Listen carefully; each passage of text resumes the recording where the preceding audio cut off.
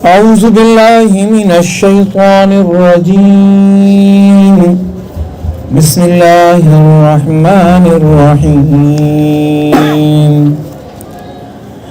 قال الله تعالى في قرآن المجيد قل للمؤمنين يغضوا أبصارهم ويحفظوا فروجهم وقال الله تعالى يعلم خائنة الأعين وما تخفي الصدور وقال الله تعالى ولا تقربوا الزنا إنه كان فاحشة وساء سبيلا صدق الله مولانا العظيم وصدق رسوله النبي الكريم ونحن على ذلك من الشاهدين والشاكرين والحمد لله رب العالمين. انتہائی قابل احترام بزرگوں، نوجوان ساتھیوں، اللہ تبارک و تعالیٰ کے کلام پاک سے 3 مختصر اور مختلف آیات کی آپ کے سامنے تلاوت کی گئی. اللہ تبارک و تعالیٰ سے دعا کرتا ہوں کہ وہ مجھے سچ کہنے کی، ہم سب کو سمجھنے کی اور ہم سب کو ان آیات مبارکہ پر عمل کرنے کی توفیق عطا فرمائے. میں بات واضح کرتا چلوں کہ دروس قرآن کا ایک سلسلہ ہے جس میں ایک ہی موضوع پر آج ہم تیسرا درس کرنے جا رہے ہیں، اور وہ موضوع ہے نگاہوں کی حفاظت، غض بصر، آنکھوں کو جھکانا. قل للمؤمنین یغضوا ابصارهم ویحفظوا فروجهم. اللہ اپنے پیارے پیغمبر آقا نامدار حضرت محمد مصطفیٰ صلی اللہ علیہ وسلم سے کہہ رہے ہیں. سورہ نور کی آیت ہے اور آیت نمبر 30 ہے. کہہ دیجیے کہ تمام اہل ایمان سے، آقا نامدار حضرت محمد مصطفیٰ صلی اللہ علیہ وسلم پر ایمان لائے، اللہ پر ایمان لائے، ان لوگوں سے کہہ دیجیے، قل للمؤمنین، تمام مومنین سے کہہ دیجیے کہ یغضوا ابصار، اپنی آنکھوں کو جھکا دیں. غض کہتے ہیں، غض بصر کہتے ہیں آنکھوں کو جھکانا. یغضوا ابصارہم، اپنی آنکھوں کو جھکا لیں. تو فرمایا کہ ویحفظوا فروجہم، اور اپنی شرمگاہوں کی حفاظت. 2 چیزوں کا ساتھ ساتھ ذکر اللہ تبارک و تعالیٰ نے کیا ہے. نگاہوں کو جھکانا، شرمگاہوں کی حفاظت کرنا، یعنی کہ نگاہوں کے جھکانے سے ہی شرمگاہوں کی حفاظت ممکن ہے. اور جو لوگ نگاہوں کو جھکانے پر قادر نہیں ہیں، وہ خود کو زنا کے عمل سے بھی روکنے پر قادر نہیں ہے، پھر وہ لوگ ان کی شرمگاہیں پر محفوظ نہیں رہ سکتے. اسی طرح پھر رب کائنات نے یہ جو عمل جس سے روکنے کا رب کائنات نے حکم دیا ہے، اس کے بارے میں پھر رب کائنات نے فرمایا کہ یعلم خائنۃ الاعین، یعلم جانتا ہو، علم میں ہے رب کائنات کی. اور وہ کیا چیز ہے جس کا رب کائنات کو علم ہے؟ خائنۃ الاعین، آنکھوں کی خیانت کو اللہ تبارک و تعالیٰ جانتا ہے کہ تم آنکھوں سے کیا کیا خیانت کر رہے ہو. تو فرمایا کہ وما تخفی الصدور، جو سینوں کے اندر تمہارے چھپا ہوا ہوتا ہے، اللہ تبارک و تعالیٰ سینوں کے چھپے ان بھیدوں کو بھی جانتا ہے. اب اگر آپ ذرا غور کریں، پہلی آیت کے اندر رب کائنات نے آنکھوں کو جھکانے کا حکم دیا، تو ساتھ میں یہ کہہ دیا کہ اس آنکھوں کے جھکانے کا بڑا گہرا تعلق ہے تمہاری شرمگاہوں کی حفاظت کے ساتھ. پھر دوسری آیت کے اندر رب کائنات نے فرمایا کہ اللہ تبارک و تعالیٰ تمہاری آنکھوں کی خیانت کو جانتا ہے. اور نہ صرف کہ آنکھوں کی خیانت کو رب کائنات جانتا ہے، بلکہ تمہارے سینوں کے اندر جو کچھ چھپا ہوا ہے، اللہ تبارک و تعالیٰ اس کو بھی جانتا ہے. اور جو تیسری آیت میں نے آپ کے سامنے تلاوت کی، اس کے اندر پھر رب کائنات نے اگلی بات فرمائی کہ وَلَا تَقْرَبُوا الزِّنَا، زنا کے قریب مت جاؤ. زنا کے عمل کا شکار نہ ہو الگ بات ہے، قریب بھی مت جاؤ، اس عمل سے دور رہو. قریب جاؤ گے تو پھر اس سے بچنا ناممکن ہو جاتا ہے. قریب جانے سے بھی، تقرب، قربت، قریب جانا، اللہ رب العالمین اس سے منع کر رہا ہے. انہ کان فاحشہ، یہ بہت بڑی برائی ہے. زنا ایک بہت بڑی برائی ہے، بڑی بے حیائی ہے. وساء سبیلا، اور ایک بری راہ ہے جس پر تم چل پڑو گے. ابھی 3 آیتوں کی میں نے آپ کے سامنے بات کی اور تینوں کا بہت گہرا تعلق ہے آپس کے اندر. لیکن معاملہ یہ کہ اللہ تبارک و تعالی جو ان آنکھوں کو جھکانے کا حکم دے رہا ہے وہی رب کائنات قرآن کی دوسری آیات میں ان آنکھوں سے کام لینا اور دیکھنے کا بھی رب کائنات حکم دے رہا ہے. اب ہم خود ہی ذرا غور کر سکتے ہیں قرآن پاک کی ان آیتوں کے اوپر. وہی رب سبحانہ وتعالی کہتا کہ افلا ينظرون الى الابل كيف خلقت, کیا تم نے نہیں دیکھا افلا ينظرون الى الابل كيف خلقت کہ ہم نے اونٹ کی تخلیق کیسے کی ہے.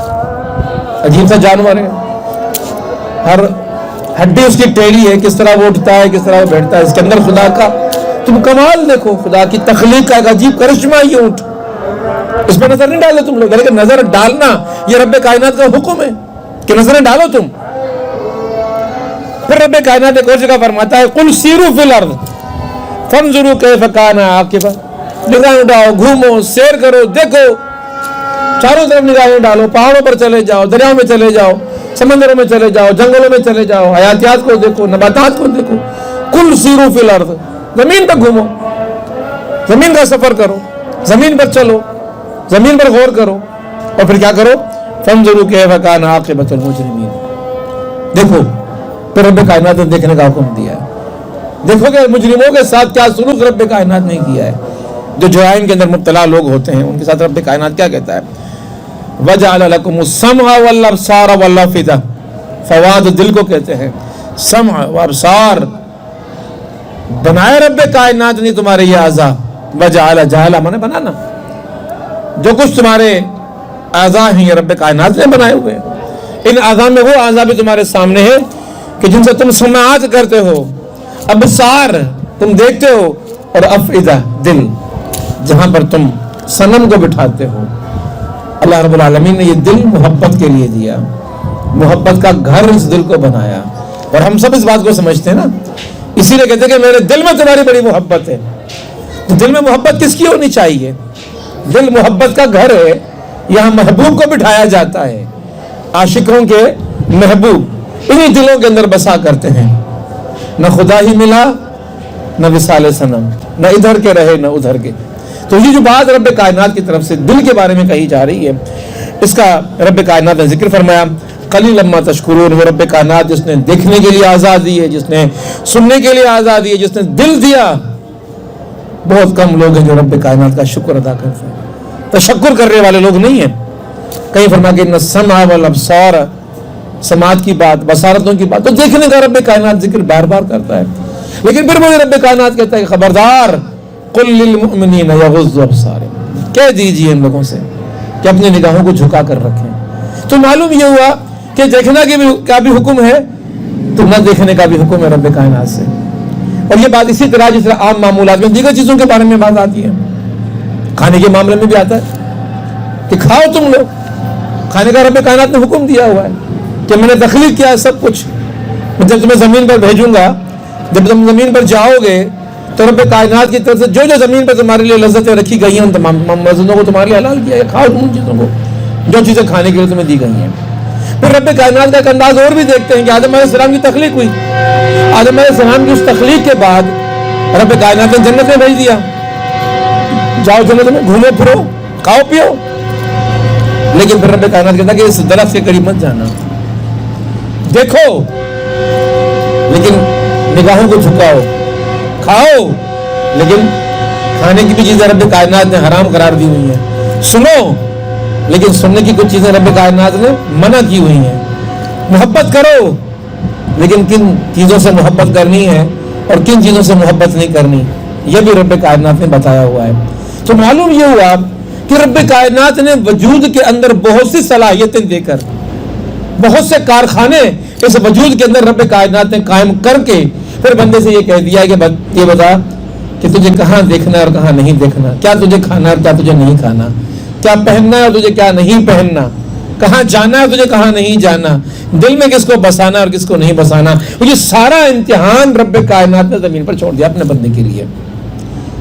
اور کیوں چھوڑا؟ یہ دیکھنا چاہتا ہوں کہ تم میں سے کون ہے شکر کرنے والا ہے. یہ دیکھنا چاہتا ہوں. ہے تمہاری آزمائش, آزمائش کے لیے سب کچھ میں نے کر دیا, ورنہ کیا ہے جہاں بندہ روح افزا پی لیتا ہے، جوسز پی لیتا ہے، وہ انگور کا جوس ہی پی لے جسے شراب بنتی ہے، لیکن نہیں، اس کو نہیں پینا۔ جہاں کاروبار کرتے ہو، پیسے کو لگاتے ہو، لگاؤ پیسہ، لیکن سود پہ نہیں لگانا۔ ہر جگہ رب کائنات نے بندے کی آزمائش رکھ دی، ہر جگہ آزمائش ہے بندے کی، تعلقات کے حوالے سے، معاملات کے حوالے سے، عبادات کے حوالے سے۔ عبادت کرو لیکن شرک مت کرنا۔ عبادت کے اندر بھی رب کائنات نے پیمانے رکھ دی ہے۔ جہاں جہاں رب کائنات نے بندے کو آزاد چھوڑا ہے، وہاں وہاں رب کائنات نے اس بندے کی آزمائش کے سامان کو بھی چھوڑا ہے۔ تو میں دیکھنا چاہتا ہوں کون سے لوگ ہیں کہ جو میرے شکر گزار بنتے ہیں، لیکن وہ رب کائنات خود ہی کہتا ہے کہ قلیلا ما تشکرون، بہت قلیل تعداد ہے تم میں سے جو رب کائنات کے ان احسانات پہ اس کا شکر ادا کرنے والی ہو، رب کائنات کے پیمانوں پر اور معیارات پر اترنے والی ہو۔ ہاں، جو رب کائنات کے پیمانے پر اور معیار پر اترے گا تو پھر رب کائنات خوشی سے بڑا اعلان کرتا ہے، قد افلح المؤمنون، یقیناً فلاح، کامیابی۔ اور مفسر کہتے ہیں کہ اللہ جب کسی کو جو کامیابی کہتا ہے تو وہ کامیابی دنیا والی کامیابی تو ہو ہی نہیں سکتی نا، تو وہ دنیا کی کامیابی کیا کامیابی ہو سکتی ہے؟ ہم تصور کریں کہ دنیا کیا چیز ہمیں دے سکتی ہے۔ یہ تو دارالفنا ہے، یہاں تو ہر چیز کو فنا ہونا ہے، یہ عارضی چیزوں کا سامان ہے ساری دنیا، کوئی چیز یہاں ابدی نہیں ہے۔ اس دنیا کے اندر کبھی کسی چیز کو ہمیشگی نہیں ہے، کسی چیز کو ہمیشگی نہیں ہے۔ ہاں، ہمیشگی اگر کسی چیز کو ہے تو تغیر کو ہے کہ ہر لمحے تبدیل ہوگی دنیا، ہر لمحے آپ کی زندگی بڑھے گی آگے، ہر لمحے آپ کی زندگی کیا ادوار میں کمی پیشی ہوتی رہے گی۔ تو کامیابی کا معیار، اعلیٰ ترین معیار اگر سمجھنا ہے تو سکندر اعظم سے سمجھ لو کہ جو دنیا کا سب سے کامیاب ترین انسان یہ سکندر اعظم تھا۔ پھر معلوم کرتے ہیں کہ اس کامیاب ترین انسان کو عمر کتنی ملی؟ یہ بڑھاپا نہیں دیکھ پایا تھا، جس کو پوہ جوانی کہتے ہیں، جوان ابتدائی دور کے اندر اس کا انتقال ہو گیا تھا۔ پھر جب اس کو سب کچھ مل گیا، ساری زمین کے خزانے، اس سے بڑی بادشاہت اس زمین نے کسی اور کی نہیں دیکھی، لیکن جب وہ مرنے لگ گیا تو وہ حقیقت پوری دنیا کے سامنے بیان کرتے ہوئے جا رہا تھا، کہنے لگا کہ میرے دونوں ہاتھ میری قبر سے باہر نکال دینا۔ لوگوں نے کہا پاگل ہو گیا، شاید سچیا گیا، شاید عقل کام نہیں کر رہی اس کی، بیوقوف والی باتیں کر رہا ہے، اس کے ہاتھ باہر کیوں نکالیں؟ شاید اس کی دماغ اور عقل کام نہیں کر رہے اب۔ تو لوگوں نے کہا کہ ایسی باتیں کیوں کر رہے ہو، کیا ہو گیا، خیر تو ہے؟ کہا کہ ہاں، میں دنیا کو سبق دینا چاہتا ہوں، بتانا چاہتا ہوں کہ سکندر اعظم خالی ہاتھوں اپنی قبر کے اندر گیا ہے۔ کیا کامیابی ہے انسان کے پاس؟ کس چیز کو ہم لوگ کامیابی کہتے ہیں؟ اگر ہم آج جتنے بڑے لوگ ہیں یہ کہتے ہیں کہ زندگی کا بہترین دور تو یہ بچوں والا دور ہوتا ہے، انسان معصوم ہوتا ہے، پتہ ہی نہیں کیا ہوتا ہے، نہ کوئی ٹینشن، نہ کوئی پریشانی، نہ کوئی کھانے کی فکر، نہ کوئی بچوں کی فکر، نہ کوئی نوکری کی فکر۔ یہ بڑی آزاد زندگی ہوتی ہے، بڑی سکون کی زندگی ہوتی ہے۔ ذرا اسی زندگی کو ہمیں مل جانا چاہیے، لیکن ہمیں سب کو معلوم ہے جو یہاں بیٹھے ہوئے جو بڑے بیٹھے ہوئے کہ بچپن ملا تھا چھن گیا۔ چلے لڑکپن پر آ جاتے ہیں، ہم میں سے کتنے ایسے ہیں کہ جن کو لڑکپن ملا تھا چھن گیا، کئی لوگ ہیں جن کو جوانیاں ملی چھن گئی، بڑھاپے کے اندر قدم رہے۔ دوام نہیں ہے کسی چیز کو دنیا کے اندر، ہمیشہ رہنے والی چیز دنیا میں کوئی نہیں ہے۔ کل من علیہا فان، ہر چیز کو فنا ہونا ہے، ہر چیز فنا ہونے کے لیے رب کائنات نے اس زمین پر پیدا کی ہے۔ اس حسن کو بھی زوال ہے، ان سماعتوں کو بھی زوال ہے، ان ابصار دیکھنے کی چیزوں کو بھی زوال ہے، اس گویائی کو بھی زوال ہے، اس جسم کی صلاحیتوں کو بھی زوال ہے، اس عقل کے جو بڑے آج ہم کام کرتے ہیں، سوچوں کے اندر بڑے کام کرتے ہیں، بڑے منصوبے بناتے ہیں، بڑے کاروبار کے منصوبے سوچتے ہیں، دنیا کے اندر ترقی کے بڑے راز اس عقل کو سجھائی دے رہے ہوتے ہیں، کاروبار کے اوپر بڑے مان سے اور شان سے ہم سج دھج کے بیٹھنے والے لوگ ہیں، لیکن ذرا 70 کے عشرے میں چلے جائیں عمر کے حساب سے، 80 کے عشرے میں چلے جائیں تو پھر یہی بوڑھا بیچارہ گھر کے اندر پڑا رہتا ہے، جس کے بغیر کبھی کاروبار چلنے کا امکان نہیں تھا۔ تو اللہ تبارک و تعالیٰ نے کوئی بھی چیز دنیا کے اندر انسان کو ہمیشہ کے لیے نہیں دی۔ ہمیشہ کے لیے زندگی کون سی ہوگی؟ خدا جب کہتا ہے کہ قد افلح المؤمنون، فلاح اور مومنوں کی جو کامیابی ہے وہ جنتوں کی صورت کے اندر ہوگی، وہ ملے گی۔ یہاں سب کچھ چھننے کے لیے اور وہاں سب کچھ ہمیشہ کے لیے ہے، اور وہاں زندگی کے اندر نعمتیں بھی ہمیشہ کے لیے ہیں تو وہاں ہمیشہ کے لیے عذاب بھی ہے۔ جہنم کی زندگی، عذاب کی زندگی، قبر کی زندگی، عذاب کی زندگی بن سکتی ہے۔ اور جب جہنم کے اندر انسان جائے گا تو کسی شاعر نے کیا خوب بات کہی کہ جب وہاں آگ میں انسان جھلس رہا ہوگا، جل رہا ہوگا، چیخ رہا ہوگا، پکار رہا ہوگا، بدبو ہوگی، غلاظتیں ہوں گی، عجیب گھٹن ہوگی وہاں کے اوپر، اور ان حالات کے اندر وہ پکار پکار کر کہہ رہا ہوگا اللہ مجھے موت دے دے، اللہ مجھے موت دے دے، تو رب کائنات کی طرف سے اعلان کیا ہوگا کہ میں نے موت کو موت دے دی ہے۔ وہاں عذاب بھی ابدی، وہاں فلاح بھی ابدی، جنتیں بھی ابدی، بصارتیں بھی ابدی، سماعتیں بھی ابدی، گویائی بھی ابدی، جسمانی قوتیں اور صلاحیتیں بھی ابدی، اور جو نعمتیں وہاں ملیں گی وہ ساری کی ساری نعمتیں ابدی۔ اللہ کی طرف سے اعلان، آزماؤں گا۔ رب کائنات فرماتا کہ تبارک الذی بیدہ الملک وہو علی کل شیء قدیر۔ پھر رب کائنات کہتا ہے کہ لیبلوکم ایکم احسن عملا، میں یہ دیکھنا چاہتا ہوں کہ کون ہے تم میں سے احسن عملا کرنے والا۔ تو یہ احسن عمل کیا ہے؟ خدا کی اطاعت، خدا کے حکم، خدا کی فرما برداری، سارے تسلیم خم کر دینا رب کی بارگاہ کے اندر، ورنہ کیفیت کیا ہو جائے گی؟ ایسا نہیں کیا تو جہنم کی ہمیشہ کی زندگی مقدر بن جائے گی، اور پھر وہاں بندہ کیا پکارے گا؟ اللہ موت دے، اللہ موت دے۔ تو ایک شاعر نے کہا کہ تیرے آزاد بندوں کی نہ یہ دنیا نہ وہ دنیا، تیرے آزاد بندوں کی نہ یہ دنیا نہ وہ دنیا، یہاں مرنے کی پابندی وہاں جینے کی پابندی۔ وہاں تجھے جینا پڑے گا، وہاں تجھے مرنا نصیب نہیں ہوگا، عذاب کے اندر چیخے گا، پکارے گا موت دے دے موت دے دے، وہ موت نہیں ملے گی۔ تو معلوم یہ ہوا کہ رب کائنات نے جو بھی نعمت دی ہے اللہ تبارک و تعالیٰ ان نعمتوں کے بارے میں سوال کرے گا، اور رب نے یہ بات چھپائی نہیں ہے۔ ثم لتسألن یومئذ عن النعیم، ہرگز نہیں، ثم لتسألن، سوال کیا جائے گا تم سے، یومئذ، اس دن، جزا اور سزا کے دن، مالک یوم الدین، جو جزا اور سزا کے دن کا مالک ہے، وہ تم سے سوال کرے گا کن چیزوں کا؟ عن النعیم، یہ جو نعمتیں تمہیں رب کائنات نے دی، کہ بتاؤ کہ ان کو کس طرح استعمال کیا، ان کو استعمال کرنے کے اختیارات تمہیں دیے گئے تھے، لیکن حدیں بتا کر کی گئی تھی کہ یہاں تمہیں اختیار ہے اور یہاں تمہیں اختیار نہیں ہے، اور چیزیں سب رب کی ہیں، چیزیں سب رب کی، تیرا کچھ نہیں ہے، تو خود رب کا ہے، تیرے اندر لگی ہوئی ہر چیز رب کی ہے، تجھے عطا کردہ ہر چیز رب کی ہے، تو مکمل کا مکمل، پورے کا پورا وجود سراپا تیرا، یہ سارے کا سارا رب کی امانت ہے، اس کے اندر جو کچھ ہے تیرے پاس موجود ہے سب کچھ اللہ رب العالمین کا ہے، اس نے تجھے دیا ہے، تیرا نہیں ہے۔ جب چاہے چھین لے، آنکھیں چھین لے، کان چھین لے، زبان چھین لے، دل کا دھڑکنا بند کر دے، اعضاء کا ہلنا بند کر دے، تیرے عزیز و قارب کو تجھ سے چھین لے، وہ مالک ہے، مالک یوم الدین ہے وہ، لیکن وہ کیا ہے؟ وہ بے پرواہ بھی ہے۔ اللہ الصمد، اللہ سمجھ ہے، بے پرواہ بادشاہ ہے وہ۔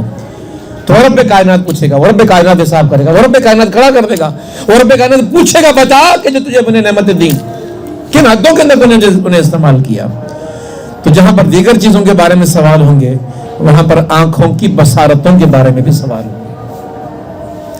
اجازت ہے، دیکھتا رہے، جس طرح جنت میں رہتا رہے، لیکن درخت کے قریب مت جانا۔ تو درخت کے قریب چلا گیا اور تم نے نافرمانی کر دی، حکم کو تم نے توڑ دیا، سزا کتنی بڑی تھی؟ جنت سے بے دخلی ہو گئی، انسان دنیا کے اندر آ گیا۔ یہی سزا کا اور جزا کا معیار ہے رب کائنات کی طرف سے۔ اگر آدم علیہ السلام جیسے پیغمبر اور معصوم انسان سے ایک ذرا سی کی گئی خطا کے نتیجے کے اندر جنت چھن سکتی ہے، تو ہم انسانوں کے ساتھ کیا معاملہ ہو سکتا ہے اگر ہم لوگ خطا کریں؟ ہمارے تقرب کا معاملہ آدم علیہ السلام جیسے تقرب کا معاملہ نہیں اللہ کی بارگاہ کے اندر، ہمارا وہ درجہ اور مقام نہیں ہے اللہ کی بارگاہ کے اندر۔ اس لیے ہمیں سوچنا چاہیے کہ ہمیں اپنے آپ کو اللہ کے عذاب سے بچانے کے لیے اور پکڑ سے بچانے کے لیے یہ جو اللہ رب العالمین نے امتحانات چھوڑے رکھے ہیں اس دنیا کے اندر، ان کے معاملے میں اپنا رویہ کیسا رکھنا ہے۔ بڑی احتیاط کی زندگی گزارنی ہے، بڑی احتیاط کی زندگی گزارنی ہے۔ ذرا بھی لغزشیں انسان کو جہنم کی طرف کھینچے چلی جا رہی ہیں، ذرا سی لغزشیں، ذرا سی کوتاہیاں۔ دیکھو، لطف اٹھاؤ، اللہ کے نظاروں کو دیکھو، دنیا کے حسن کو دیکھو، لیکن اس کو نہ دیکھو جس کو دیکھنے سے میں نے تجھے روک رکھا ہے۔ واضح کر دیا کون ہے وہ ہے کہ جس کو دیکھ کر تیرے ذہن میں اس کی چاہت پیدا ہو جائے، اس کی محبت پیدا ہو جائے، اس کے تقرب کا ایک تیرے اندر داعیہ پیدا ہو جائے کہ میں اس کے قریب جاؤں، اور پھر وہ جب تو قریب جائے گا تو آگے جا کر یہ ہونا ہے کہ تو اس کو دل میں بٹھا دے گا، تو اس کی محبت میں گرفتار ہو جائے گا. پھر ہوگا کیا؟ تجھے تو میں نے اپنی محبت کے لیے پیدا کیا تھا، تجھے میں نے اپنی محبت کے لیے پیدا کیا تھا. گاڈ وش یہ تھی کہ تو مجھے پیار کرے، میں تجھے پیار کروں،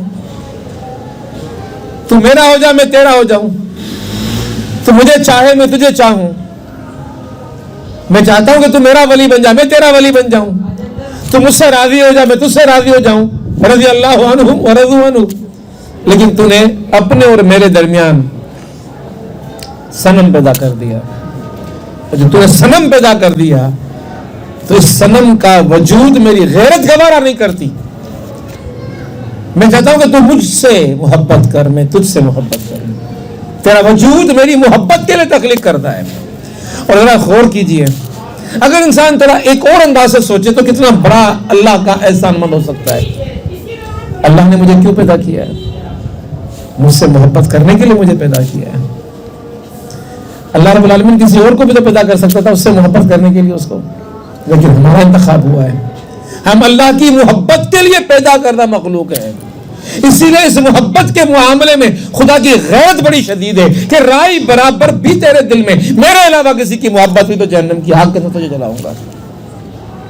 یہاں رب کائنات گوارا نہیں کرتا پھر جس طرح تم گوارا نہیں کرتے کہ جس سے تم محبت کرتے ہو وہاں کوئی رقیب آ جائے. تم ہو کیا؟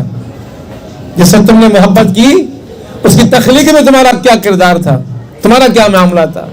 اس کے روز و شب میں اس کے لیے جو کچھ پیدا کیا گیا ہے، اس پوری آسمانی تخلیق کے اندر، اس پوری زمینوں کی تخلیق کے اندر، اس پورے زمین کے اوپر جو کچھ چل رہا ہے اس میں تیرا کردار کیا جس سے تم محبت کرتا ہے؟ تیرا کردار تو کچھ بھی نہیں ہے اس کی تخلیق کے اندر.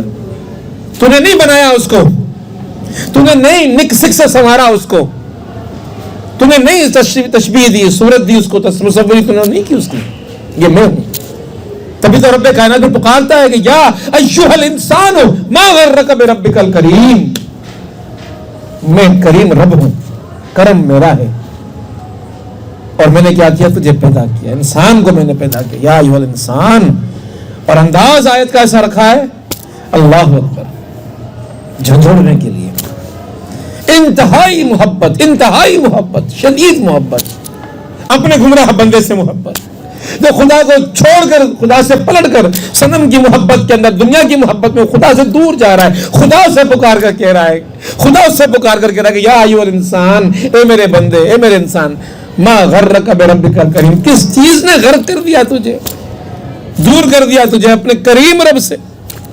اپنے کریم رب سے. کرم تو میرے ہیں سارے تیرے اوپر، نوازشیں، عنایتیں، احسانات، تیرے وجود کا ذرہ ذرہ ذرہ ذرہ میرے احسانات کے تابع ہے. تجھے شکر گزار بننا چاہیے تھا، تو مجھ سے دور ہو رہا ہے. الذی خلقک فسواک فعدلک. دیکھو میں ہی تو وہ ہوں جس نے تیری تخلیق کی، بڑے اعتدال کے ساتھ تیری تخلیق کی. دونوں ہاتھ بنائے، برابر بنائے، ہاتھ چھوٹا بڑا ہو جاتا، ٹانگ چھوٹی بڑی ہو جاتی، آنکھ آگے پیچھے ہو جاتی. ترتیب میں ذرا آپ دیکھتے ہیں کبھی کبھی انسان بھینگا بھی ہوتا ہے، کیسا لگ رہا ہوتا ہے. ایک ایک تیری تخلیق کے اندر کیا جانے والا کرشمہ دنیا کی کوئی قوت نہیں کر سکتی تھی.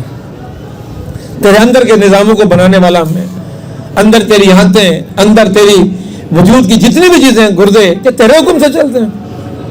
تیرے حکم سے تو نہیں چلتی چیزیں، یہ میرے حکم سے چل رہی ہیں. ہر لمحہ تو میرے احسان کے تابع زندگی گزار رہا ہے. پھر تجھے کیا ہو گیا ہے؟ یا ایھا الانسان ما غرک بربک الکریم.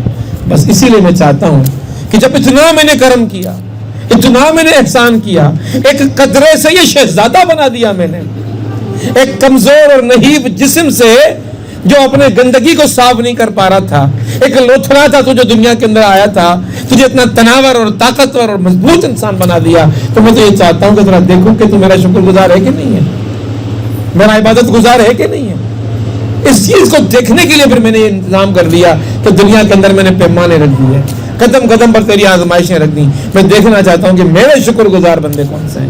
جو میرے شکر گزار ہوں گے ان کے لیے میں نے جنتیں بنا دی، اور جو میرے نافرمان ہوں گے ان کے لیے میں نے جہنمیں بنا دی.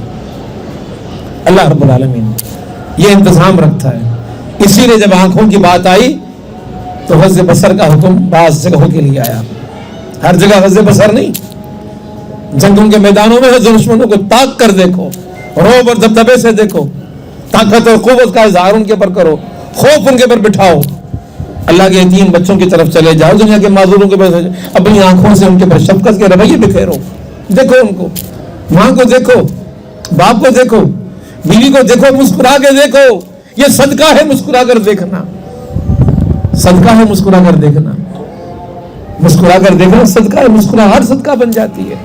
آنکھوں کی وہ روشنی جب انسان کی آنکھوں سے جھلک رہی ہوتی ہے کسی کی محبت کے اوپر، ماں باپ سے محبت کے اوپر، بیوی سے محبت کے اوپر، بچوں سے محبت کے اوپر، تو یہ عبادت بن جاتی ہے، صدقہ بن جاتا ہے. لیکن یہی نگاہ اگر غیر محرم پر پڑ جائے تو رب کائنات کہتا ہے کہ یا عالم، میں جانتا ہوں، خائنۃ الاعین، تیری نگاہ نے جو خیانت کی میں جانتا ہوں. اس کو پکڑا گیا تو اب.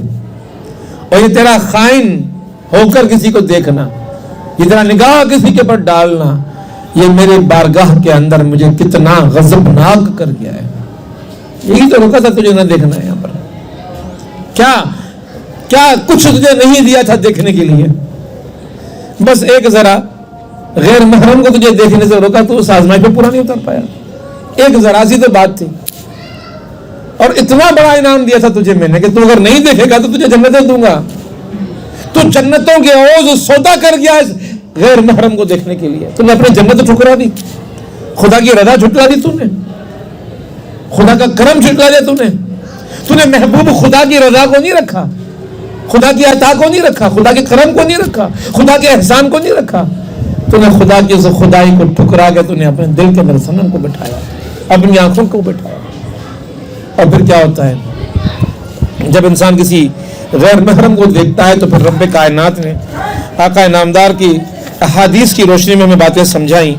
اور ان میں سے بڑی ایک بات ہے جو حضرت بریدہ رضی اللہ تعالیٰ عنہ سے روایت ہے. آپ صلی اللہ علیہ وسلم حضرت علی سے فرماتے ہیں کہ علی، پہلی نظر کے بعد دوسری نظر نہیں پڑنی چاہیے. پہلی نظر کے بعد دوسری نظر نہ کر. پہلی نظر کے پیچھے جو دوسری نظر تو ڈالتا ہے، پہلی نظر تو تجھے اجازت ہے، لیکن دوسری نظر تیرے لیے مباح نہیں ہے، جائز نہیں ہے. پتہ چل گیا کہ یہ جو علاقہ ہے اس کو دیکھوں گا، یہ خاتون ہے جو اس کو دیکھوں گا، یا یہ جو مرد ہے میں اس کو دیکھوں گا، تو اس کو دیکھنا میرے لیے عذاب بن جائے گا. نہ دیکھ اس کو، علی مت دیکھنا. لک اولا و علیک ثانیہ، جو پہلی نظر ہے وہ تیری اپنی ہے. اس لیے کہ انسان دیکھے گا نا، بغیر دیکھے تو نہیں چل سکتا. لیکن دیکھنے میں پتہ چل گیا کہ جس کو دیکھ رہا ہوں وہ غیر محرم ہے. جیسے ہی پتہ چل گیا شعور میں، معلومات میں یہ بات آ گئی کہ اس کو دیکھنا میرے لیے حرام ہے، تو جو نگاہیں جھکا دیں گے. اور یہ جو نگاہ جھکانا ہے، احیاء العلوم کے امام غزالی رحمۃ اللہ علیہ نے یہ بات لکھی ہے کہ جب کسی فرد کی، کسی مرد کی، کسی فرد کی نگاہ کسی غیر محرم پر پڑتی ہے اور وہ اپنی نگاہ کو جھکا لیتا ہے تو اللہ تبارک و تعالیٰ آسمان سے اپنے فرشتوں کو بھیجتا ہے، رحمت کے فرشتوں کو، کہ جاؤ میرے بندے کی نگاہوں کو چوم کر آ جاؤ. اللہ تبارک و تعالیٰ اپنے فرشتوں کو بھیجتا ہے. اور کیوں بھیجتا ہے؟ اس لیے کہ جو دنیا کے اندر شیطان ہمارا دشمن ہے، وہ ہماری نگاہوں کے اندر اس چہرے کو اتنا خوشنما بنا کر پیش کرتا ہے، خوشنما بنا کر پیش کرتا ہے کہ انسان کا دل چاہتا کہ میں دیکھوں. ایک دل کی چاہت ہے، خواہش ہے، نفس کی خواہش ہے، اور ایک خدا کا خوف ہے. ان دونوں میں سے تجھے انتخاب کرنا ہے، تو کس کا انتخاب کرتا ہے؟ تو نے خدا کے خوف سے نگاہیں جھکا دی، تو نے دل کی خواہش اور آرزو کا قدم سے اس کو دبا کے رکھ دیا. تو رب کائنات کہتا ہے کہ تیرا یہ عمل مجھے اتنا محبوب ہوا کہ تیری جو آنکھیں میرے خوف سے جھکی ہیں، میں رحمت کے فرشتوں کو بھیجتا ہوں، جا کے میرے بندے کی ناکوں کو چوم کر آ جاؤ. خدا کتنا خوش ہوتا ہے، خدا کتنا خوش ہوتا ہے جب بندہ اللہ کی بارگاہ کے اندر اپنی آنکھوں کو جھکاتا ہے.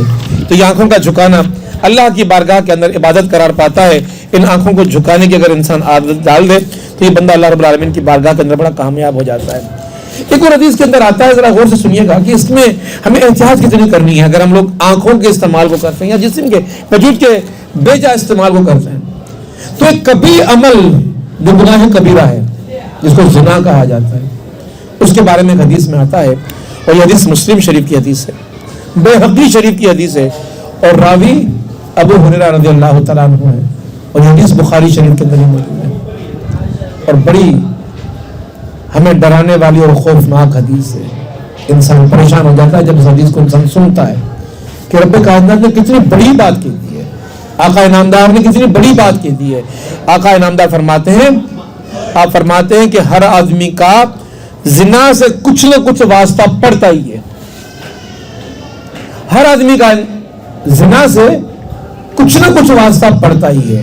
یعنی کہ اللہ معاف کرے, ہم میں سے ہر ایک زانی ہے, کسی نہ کسی سطح میں زنا کا شکار ہوا ہے, کسی نہ کسی سطح پہ. یہی حدیث جب بخاری شریف میں آئی تو راوی ابن عباس, اور یہی حدیث جب مسلم اور بہقی کے اندر آئی تو راوی ابو ہریرہ. تو دو سکہ صحابہ, ان کی طرف سے یہ حدیث جب بیان ہوئی اور حدیث کے مستند ترین کتابوں میں آئی تو اس کے جملے کے اندر کوئی شک نہیں رہ جاتا بندے کا کہ اس میں کوئی غلط بات بھی آئی ہے, غیر حقیقی بات بھی اس کے اندر آئی ہے. آقا انعامدار فرماتے ہیں کہ ہر آدمی کو زنا سے کچھ نہ کچھ واسطہ پڑتا ہے, اس لیے کہ آنکھیں زنا کرتی ہیں اور ان کا زنا دیکھنا ہے. آنکھیں زنا کرتی ہیں, ان کا زنا دیکھنا ہے. تو فرمایا کہ انسان کے دونوں ہاتھ زنا کرتے ہیں, ان کا زنا غیر محرم کو ہاتھ لگانا ہے. فرمایا کہ پاؤں زنا کرتے ہیں, کسی غیر محرم کی طرف جانے کے لیے تو جب پاؤں اٹھاتا ہے کسی اور نیت کے ساتھ, لیکن پاؤں کا قدموں کا چلنا یہ زنا بن جاتا ہے. اور میں تیرا منہ زنا کرتا ہے, جب کسی کا بوسہ لیتا ہے, بوسہ تو ہم لوگ لے لیتے ہیں, بچوں کا بھی لے رہے ہیں, لیکن بوسہ لینے کے پیچھے جو تیری خیانت ہے دل کے اندر, دماغ کے اندر, یعلم خائنۃ الاعین وتخفی الصدور, جو کچھ تیرے سینے کے اندر, دل کے اندر, کس چاہت سے, کس محبت سے, کس عقیدت سے تو نے کسی کو دیکھا ہے, اللہ تعالیٰ جانتا ہے. کہ پیارے پیغمبر فرماتے ہیں کہ تیرا دل زنا کرتا ہے, دل, اللہ اکبر. اور دل کا زنا آرزو کرنا اور ارادہ کرنا ہے. تو آرزو کرتا ہے کسی سے, چاہت کی, محبت کی, بات کرنے کی خواہش کے اندر پیدا ہو جاتی ہے, تو دل کی آرزو تیرا زنا بن جاتا ہے, دل کی خواہش تیرا زنا بن جاتا ہے. اور پھر اس آرزو اور ارادے کے نتیجے میں معاملہ یہ ہوتا ہے کہ تیری شرمگاہ کو ایک پیغام ملتا ہے, وہ اعضاء متحرک ہو جاتے ہیں. یا تو ان میں تحرک پیدا ہونے کے بعد وہ اس خیال کی تائید میں تجھے اکسائیں گے کہ ہاں ان کی ضرورت پوری ہونی چاہیے, یا تیرے دل کے اندر اتنا بڑا خوف ہوگا کہ تو ان کی تحریف کر دے گا, تو ان کی تکذیب کر دے گا, اس ارادے کا تو انکار کر دے گا. تو تکذیب کرنا اللہ تعالیٰ کے اندر, بارگاہ کے اندر عبادت بن جائے گا. تو حدیث نے کتنی بڑی بات کر دی کہ انسان کا زنا سے واسطہ پڑتا رہتا ہے. ابھی جو جوان ہے, خاص طور پہ ہم تو زندگی کے دور گزار کر آ گئے, بڑی عمر کے لوگ ہیں, ہم سے خیانتیں ہو گئی, اللہ رب العالمین معاف کرے. لیکن اسکول لائف کے اندر ایسا ہوتا ہے نا, بندہ اسکول کے باہر ضرور پہنچے گا, اپنی ڈیوٹی لگا لیتا ہے, چھتوں پر کھڑے ہونا, گھر کے دروازوں پر کھڑے ہونا, مرد ہو یا عورت, دوسروں کو دیکھنے کے لیے, غیر محرم کو دیکھنے کے لیے.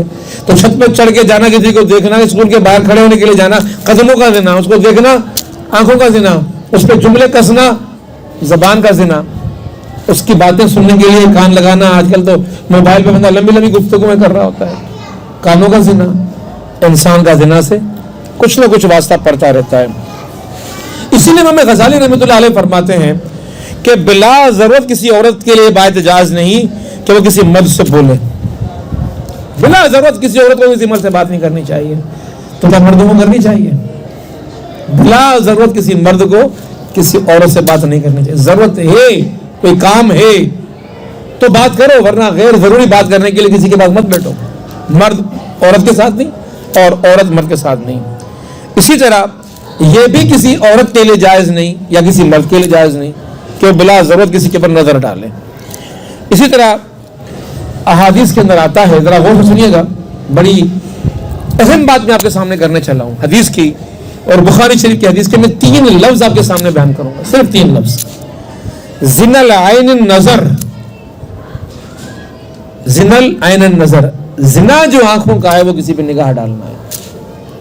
حدیث کے الفاظ, بد نظری آنکھوں کا زنا ہے, بد نظری آنکھوں کا زنا ہے. اس آنکھوں کے زنا سے اپنے آپ کو بچانا ہے, نہ بچایا تو اللہ کے عذاب کا بندہ مقدر بن جائے گا. امام غزالی رحمۃ اللہ علیہ نے اپنی کتاب کے اندر لکھا ہے اعتدال یہ ہے کہ آدمی شہوت کے تابع نہ ہو. شہوت ہی کی وجہ سے انسان دیکھتا ہے, کسی کی ترغیب, کسی سے محبت, کسی کی چاہت, کسی کو دیکھنے کی خواہش.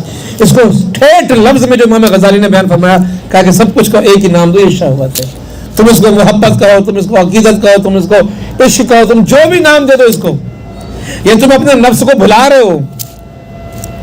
علماء کے نزدیک کیا ہے, کسی غیر محرم کے ساتھ تیرا یہ رویہ, اسے دیکھنا, اس سے بات کرنے کی خواہش, اس کو شہوت جیسے کبھی لفظ سے ترغیب دی گئی ہے. اور فرمایا کہ عقل مند انسان کون ہوتا ہے؟ عقل مند انسان وہ ہوتا ہے کہ عقل شہوت کے نہیں, شہوت عقل کے تابع ہو جائے. عقل بتائے کہ تجھے دیکھنا ہے کہ نہیں دیکھنا, اور کہیں کیا ہوتا ہے کہ شہوت کے تابع ہو کر عقل کام کر رہی ہوتی ہے. پھر انسان کیا ہو جاتا ہے؟ پھر انسان اپنے تابع نہیں رہتا, پھر انسان اس کے تابع ہو جاتا ہے, جس سے محبت کرتا ہے, اس کی خواہشات پوری کرنے کے چکر میں لگ جاتا ہے, اس کو راضی کرنے کے چکر میں لگ جاتا ہے.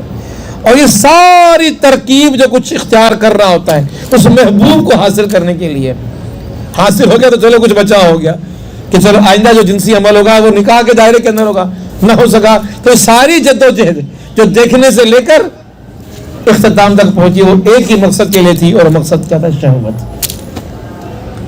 آپ نے اس کو اچھے نام دے دیے, غلافوں میں لپیٹ دیا ہم لوگوں نے اس کو, کہ بڑا عاشق ہے جی, مجنوں ہے جی, لیلا ہے جی, بڑے اعلیٰ ترین ناموں کو دیکھ کر ہم لوگوں نے اس کو آگے بڑھایا. لیکن یہ معاملہ ہے کہ اس کے نتیجے میں ہوا یہ کہ جو دل, جو نگاہیں, جو کان, جو سماعتیں, جو جسم کے اعضاء, یہ سارے کے سارے اللہ کی محبت کے اندر لگ جاتے, تو نے کسی اور کی رضا کے اندر لگا دیا. جو اللہ سے مانوس ہونے کے لیے تھا سب کچھ, وہ غیر اللہ سے مانوس ہونے کے لیے تم نے لگا دیا. اور پھر جب تم نے غیر اللہ سے مانوس ہونے کے لیے لگا لیا, تو اب یہ ہو جائے گا کہ تو جتنا جتنا غیر اللہ کے قریب جائے گا تو اتنا اتنا اللہ سے دور ہو جائے گا. ریپلشن کا عمل ہوگا, اٹریکشن کا عمل نہیں ہوگا, ریپلشن کا عمل ہوگا.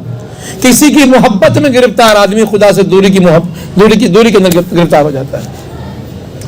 یقینی نتیجہ ہے خدا سے دوری. ایک وقت میں یہ دو چیزیں مجتمع ہو جائیں کہ دنیا میں تو صنم بھی بنا لے اور تو خدا سے بھی محبت کر, ممکن نہیں ہے. یہ ریپلشن کا عمل ہے.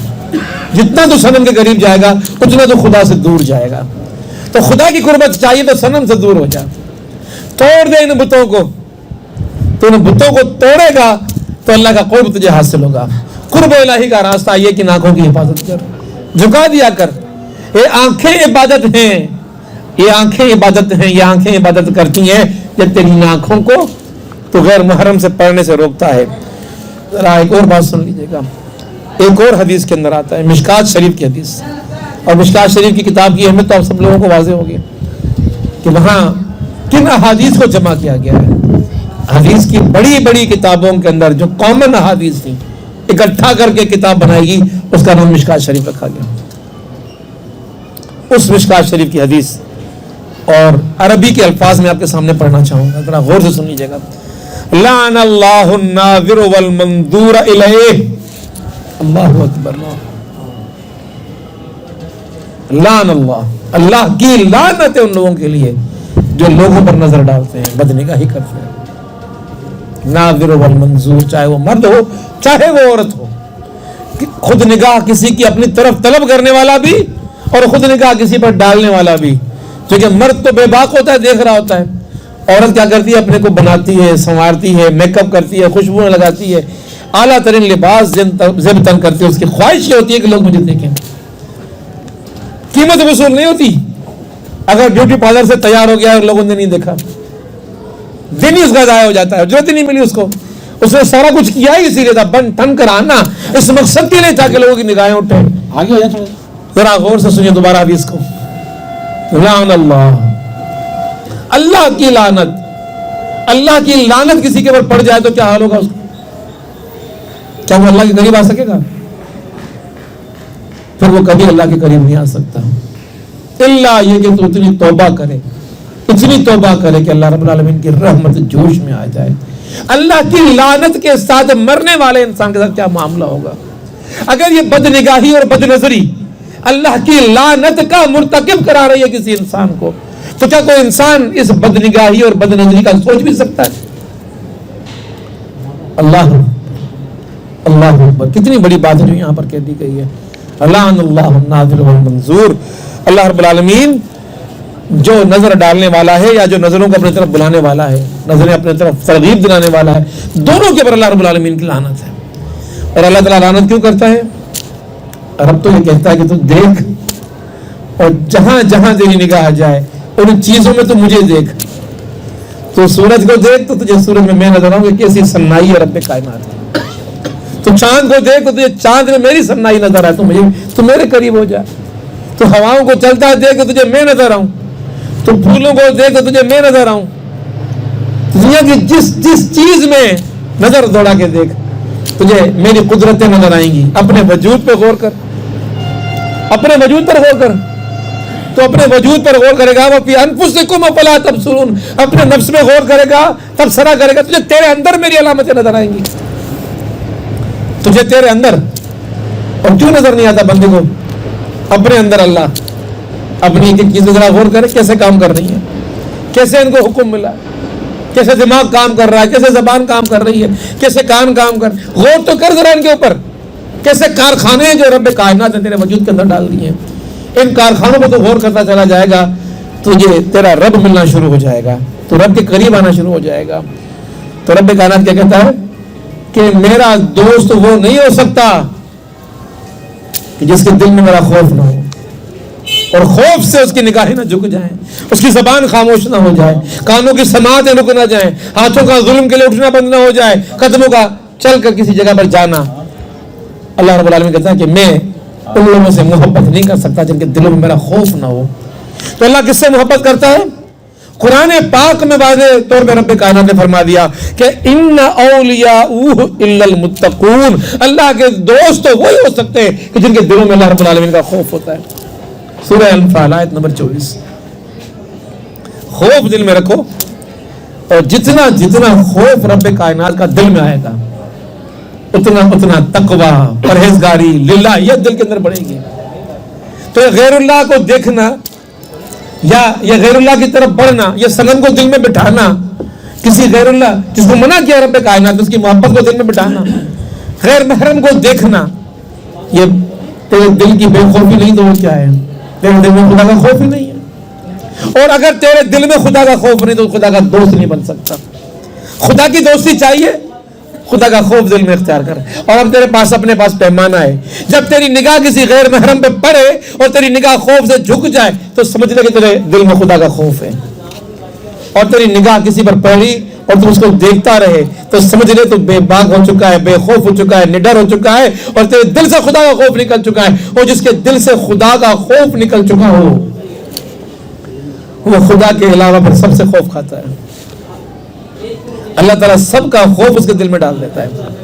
وَفِي أَنفُسِكُمْ أَفَلَا تُبْصِرُونَ کی جب بات کی گئی، پھر رب کائنات کہتا ہے کہ تو مجھے بلاتا ہے تو میں تجھ سے تیرا وجود بھلوا دیتا ہوں. نسوا اللہ فانساہم انفسہم، جو اللہ کو بلاتا ہے میں اس کو اپنا وجود بھلوا دیتا ہوں کہ تو کیا محترم، کیا عظیم شاہکار تھا رب کائنات کا، اشرف المخلوقات بنا کر تو دنیا کے اندر بھیجا گیا تھا. تو نے میری قدر کو نہیں پہچانا، خدائی کو نہیں پہچانا، میں نے تیرا وجود تجھ سے بھلا دیا. اب کیا ہوگا؟ اب جس کو اللہ رب العالمین نے خود اپنی عقیدت، خود اپنا احترام، خود اپنا مقام بھلا دیا، مقام سے گر جائے گا، مقام سے گر جائے گا، ذلیل ہوگا دنیا کے اندر، محبوب کے دروازے پر پڑا رہے گا. دنیا کے اندر بھی ذلیل، آخرت کے اندر بھی ذلیل. اس کی خواہشوں کو پورا کرنا دے گا، وہ کبھی خوش نہیں ہوگی اس سے. اس کی جھڑکیاں کھا رہا ہوگا، اس کی گالیاں کھا رہا ہوگا، زمانے کی گالیاں کھا رہا ہوگا، کبھی اس کے بھائی سے ڈر رہا ہوگا، کبھی اس کے باپ سے ڈر رہا ہوگا، کبھی اس کے چچا سے ڈر رہا ہوگا. ڈر اتنے ہو جائیں گے اس کے دل میں. تو نے اللہ کا ڈر چھوڑا، دنیا کا ڈر تیرے دل میں. اور جو ایک اللہ سے ڈرتا ہے دنیا اس سے ڈرتی ہے. تیرا خوف لوگوں کے دلوں پر قائم کر دوں گا میں، تو اللہ سے ڈرنا شروع کر دے. اسی طرح اللہ تبارک و تعالیٰ کے پیارے پیغمبر آقا نامدار حضرت محمد مصطفیٰ صلی اللہ علیہ وسلم کی احادیث میں بعض اوقات روایات کے اندر اور بعض اوقات اسرائیلی روایات کے اندر بھی باتیں آئی ہیں. ایک واقعہ آتا ہے، بڑی لمبی حدیث ہے، میں اس میں سے ایک حصہ سے آپ کے سامنے لوں گا کیونکہ میرے موضوع سے متعلق وہ حصہ ہے. اور واقعہ یہ کہ ایک مرتبہ شیطان حضرت موسیٰ علیہ السلام کے محفل کے اندر آ کے بیٹھ گیا اور رنگ برنگی ٹوپی پہنی ہوئی ہے، ستارے لگے ہوئے ہیں، شیشے لگے ہوئے ہیں, روشنیاں بکھر رہی ہیں. کوئی اور تو نہیں پہچان سکا, موسیٰ علیہ السلام اللہ کے پیغمبر تھے, پہچان گئے. اے شیطان تو یہ کیسے آ گیا یہاں پر, اور تم نے کیوں پہن رکھی ہے ٹوپی؟ اس نے ان کے جوابات دیے کہ میں تو ایسے آ گیا تھا یہاں دیکھنے کے لیے. پھر کہا کہ یہ ٹوپی تو میں نے اس لیے پہنی ہے کہ میں سے لوگوں کو گمراہ کروں. اور جب تو آ ہی گیا تو بتا کہ تو لوگوں کو گمراہ کیسے کرتا ہے, ہلاک کیسے کرتا ہے, اللہ سے دور کیسے کرتا ہے, تو ان کو زہر کیسے کرتا ہے. اب نبی کے سامنے تو اس کو سچ بولنا ہی ہے, تو اس نے سچ بول دیا. پہلا سچ اس نے یہ بولا کہ انسان کو اس طرح میں گمراہ کرتا ہوں کہ اس کے دل میں کبر پیدا کر دیتا ہوں, تکبر پیدا کر دیتا ہوں. تکبر سے کیا ہوتا ہے؟ تکبر سے پھر یہ ہوتا ہے کہ وہ کبھی اپنے آپ کو غلط نہیں سمجھ رہا ہوتا. غلطی کی نشاندہی کرو تو چڑھ جاتا ہے, غصہ آ جاتا ہے, تو کون تھا مجھے سمجھانے والا, تو مجھے بیوقوف سمجھتا ہے. یہ تکبر کا جملہ ہی ہے جو انسان اپنے آپ کو تکبر کا شکار ہو کر کرنے لگتا ہے, اور پھر وہ اپنی چھوٹی غلطی کو بھی چھوٹی غلطی سمجھنے کے لیے تیار نہیں ہوتا, بڑی غلطی کو بڑی غلطی سمجھنے کے لیے تیار نہیں ہوتا, اور پھر غلطیوں کا شکار ہوتا چلا جاتا ہے. شیطان کہہ رہا ہے کہ تکبر تیرے دل میں پیدا کر دوں گا میں تجھے گمراہ کرنے کے لیے. اور پھر خود ہی کہتا ہے کہ میں, اگر آپ نے مجھ سے پوچھ ہی لیا ہے کہ میں کیسے گمراہ کرتا ہوں, تو 3 باتیں شیطان نے بتائی. میں 2 کا تعلق ذکر سے نہیں کروں گا, میرے موضوع سے متعلق نہیں ہے. ایک بات کا ذکر کرنا چاہتا ہوں, کہا کہ یہ ہے کہ میں اس وقت بندے کو شکار کرتا ہوں, اس پر حملہ آور ہوتا ہوں, جب یہ کسی اجنبی عورت کے ساتھ خلوت میں بیٹھتا ہے, تنہائی کے اندر بیٹھتا ہے. اور جب وہ خلوت میں کسی کے ساتھ بیٹھتا ہے تو پھر میرا معاملہ یہ ہوتا ہے کہ میں کسی چیلے کو نہیں بھیجتا وہاں پر, اناڑی کو نہیں بھیجتا وہاں پر کہ ان کو جا کے اب تباہ کر دے, برباد کر دے, خدا سے دور کر دے, خدا کی محبت دل سے نکال دے, ان کو ایک دوسرے کی محبت میں گرفتار کر دے, تاکہ دنیا کے اندر ذلیل ہوتے رہے ایک دوسرے کے ہاتھوں, اور زمین کے ہاتھوں, زمین پر رہنے والوں کے ہاتھوں. پھر میں یہ کرتا ہوں کہ خود آتا ہوں میں چل کر. جب اگر مرد اور عورت خلوت میں ملیں گے تو چیلا نہیں آئے گا, شیطان خود چل کر آئے گا, اس لیے کہ اس سے بڑا وار کا موقع اس کے پاس کوئی اور نہیں ہوتا. ختمی وار, آخری وار جو کسی پر کیا جاتا ہے, تو وار یہ والا کیا جاتا ہے کہ اس کو اس طرح کے معاملے کے اندر گرفتار کر دیا جاتا ہے. اللہ رب العالمین نے قرآن پاک کے اندر جو یہ آیت بیان فرمائی, اور پیارے پیغمبر محمد مصطفیٰ صلی اللہ علیہ وسلم کا یہ کے ذریعے سے جو کہل بھائی, قل للمؤمنین یغضوا ابصارہم ویحفظوا فروجہم, تو بات بالکل سمجھ میں آئی. بد نگاہی زنا کے قریب لے کے چلی جاتی ہے. اور پھر جو دوسری بات رب کائنات کی میں نے آپ کے سامنے پڑھی, یعلم خائنۃ الاعین وما تخفی الصدور. بس اس آیت کی تفسیر بیان کر کے پھر میں علاج کی طرف چلا جاؤں. ابھی میں نے آپ کے سامنے کوئی علاج پیش نہیں کیا کہ بد نگاہی کا علاج کیسے ممکن ہے. یہ جو آیت آپ کے سامنے پڑھی گئی کہ ان اللہ خبیر بما یصنعون, بے شک اللہ رب العالمین خبیر ہے, جانتا ہے. آنکھوں کی تو نے خیانت کی کسی کو دیکھا, تو اللہ تبارک تعالیٰ واقف ہے, خبیر ہے کہ تو کس طرح صنائی کرتا ہے. ما یصنعون, صنائی کرنا, تصویر کشی کرنا, مجسمہ سازی کرنا, یہ صنائی کہلاتا ہے. کسی کو دیکھنے سے کیا ہوتا ہے, صورت کا عکس دل و دماغ میں بنتا ہے. تو عکس تیرے دماغ میں بنتے ہیں. جو صنائی تو کرتا ہے رب کائنات اس سے واقف ہے.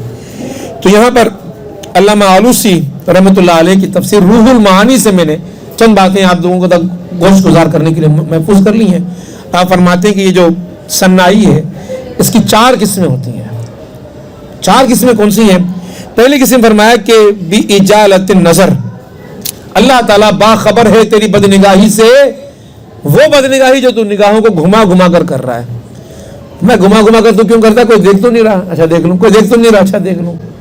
تو لوگوں سے چھپ کر, ڈر کر, اپنی نگاہوں کو بچا بچا کے تو کسی کو دیکھ رہا ہوتا ہے. خدا کہتا ہے کہ تو لوگوں سے بچا بچا کے تو کسی کو دیکھ سکتا ہے, تو مجھ سے بچا بچا کے کسی کو دیکھنا یہ ممکن نہیں تیرے لیے. میں جانتا ہوں کہ تو کس کو دیکھ رہا ہے اور کس ارادے سے دیکھ رہا ہے. گھما کر پھرا کر نظروں کے کسی کو دیکھنا, کوئی نہیں دیکھ رہا, میں دیکھ رہا ہوں. لیکن آج کل تو یہ عمل آسان ہو گیا, تصویر کشی عام ہو گئی ہے, موبائل پہ تصویریں عام ہو گئی ہیں, ٹی وی عام آ گیا ہے, میڈیا پر عام ہے, موبائل پر عام ہے. کسی کو بھی دیکھنا ہے تو کون منع کر رہا ہے, کون دیکھ رہا ہے, کوئی نہیں دیکھ رہا, اللہ دیکھ رہا ہے. یعلم خائنۃ الاعین, میں جانتا ہوں تو کن نگاہوں سے کس کو دیکھ رہا ہے.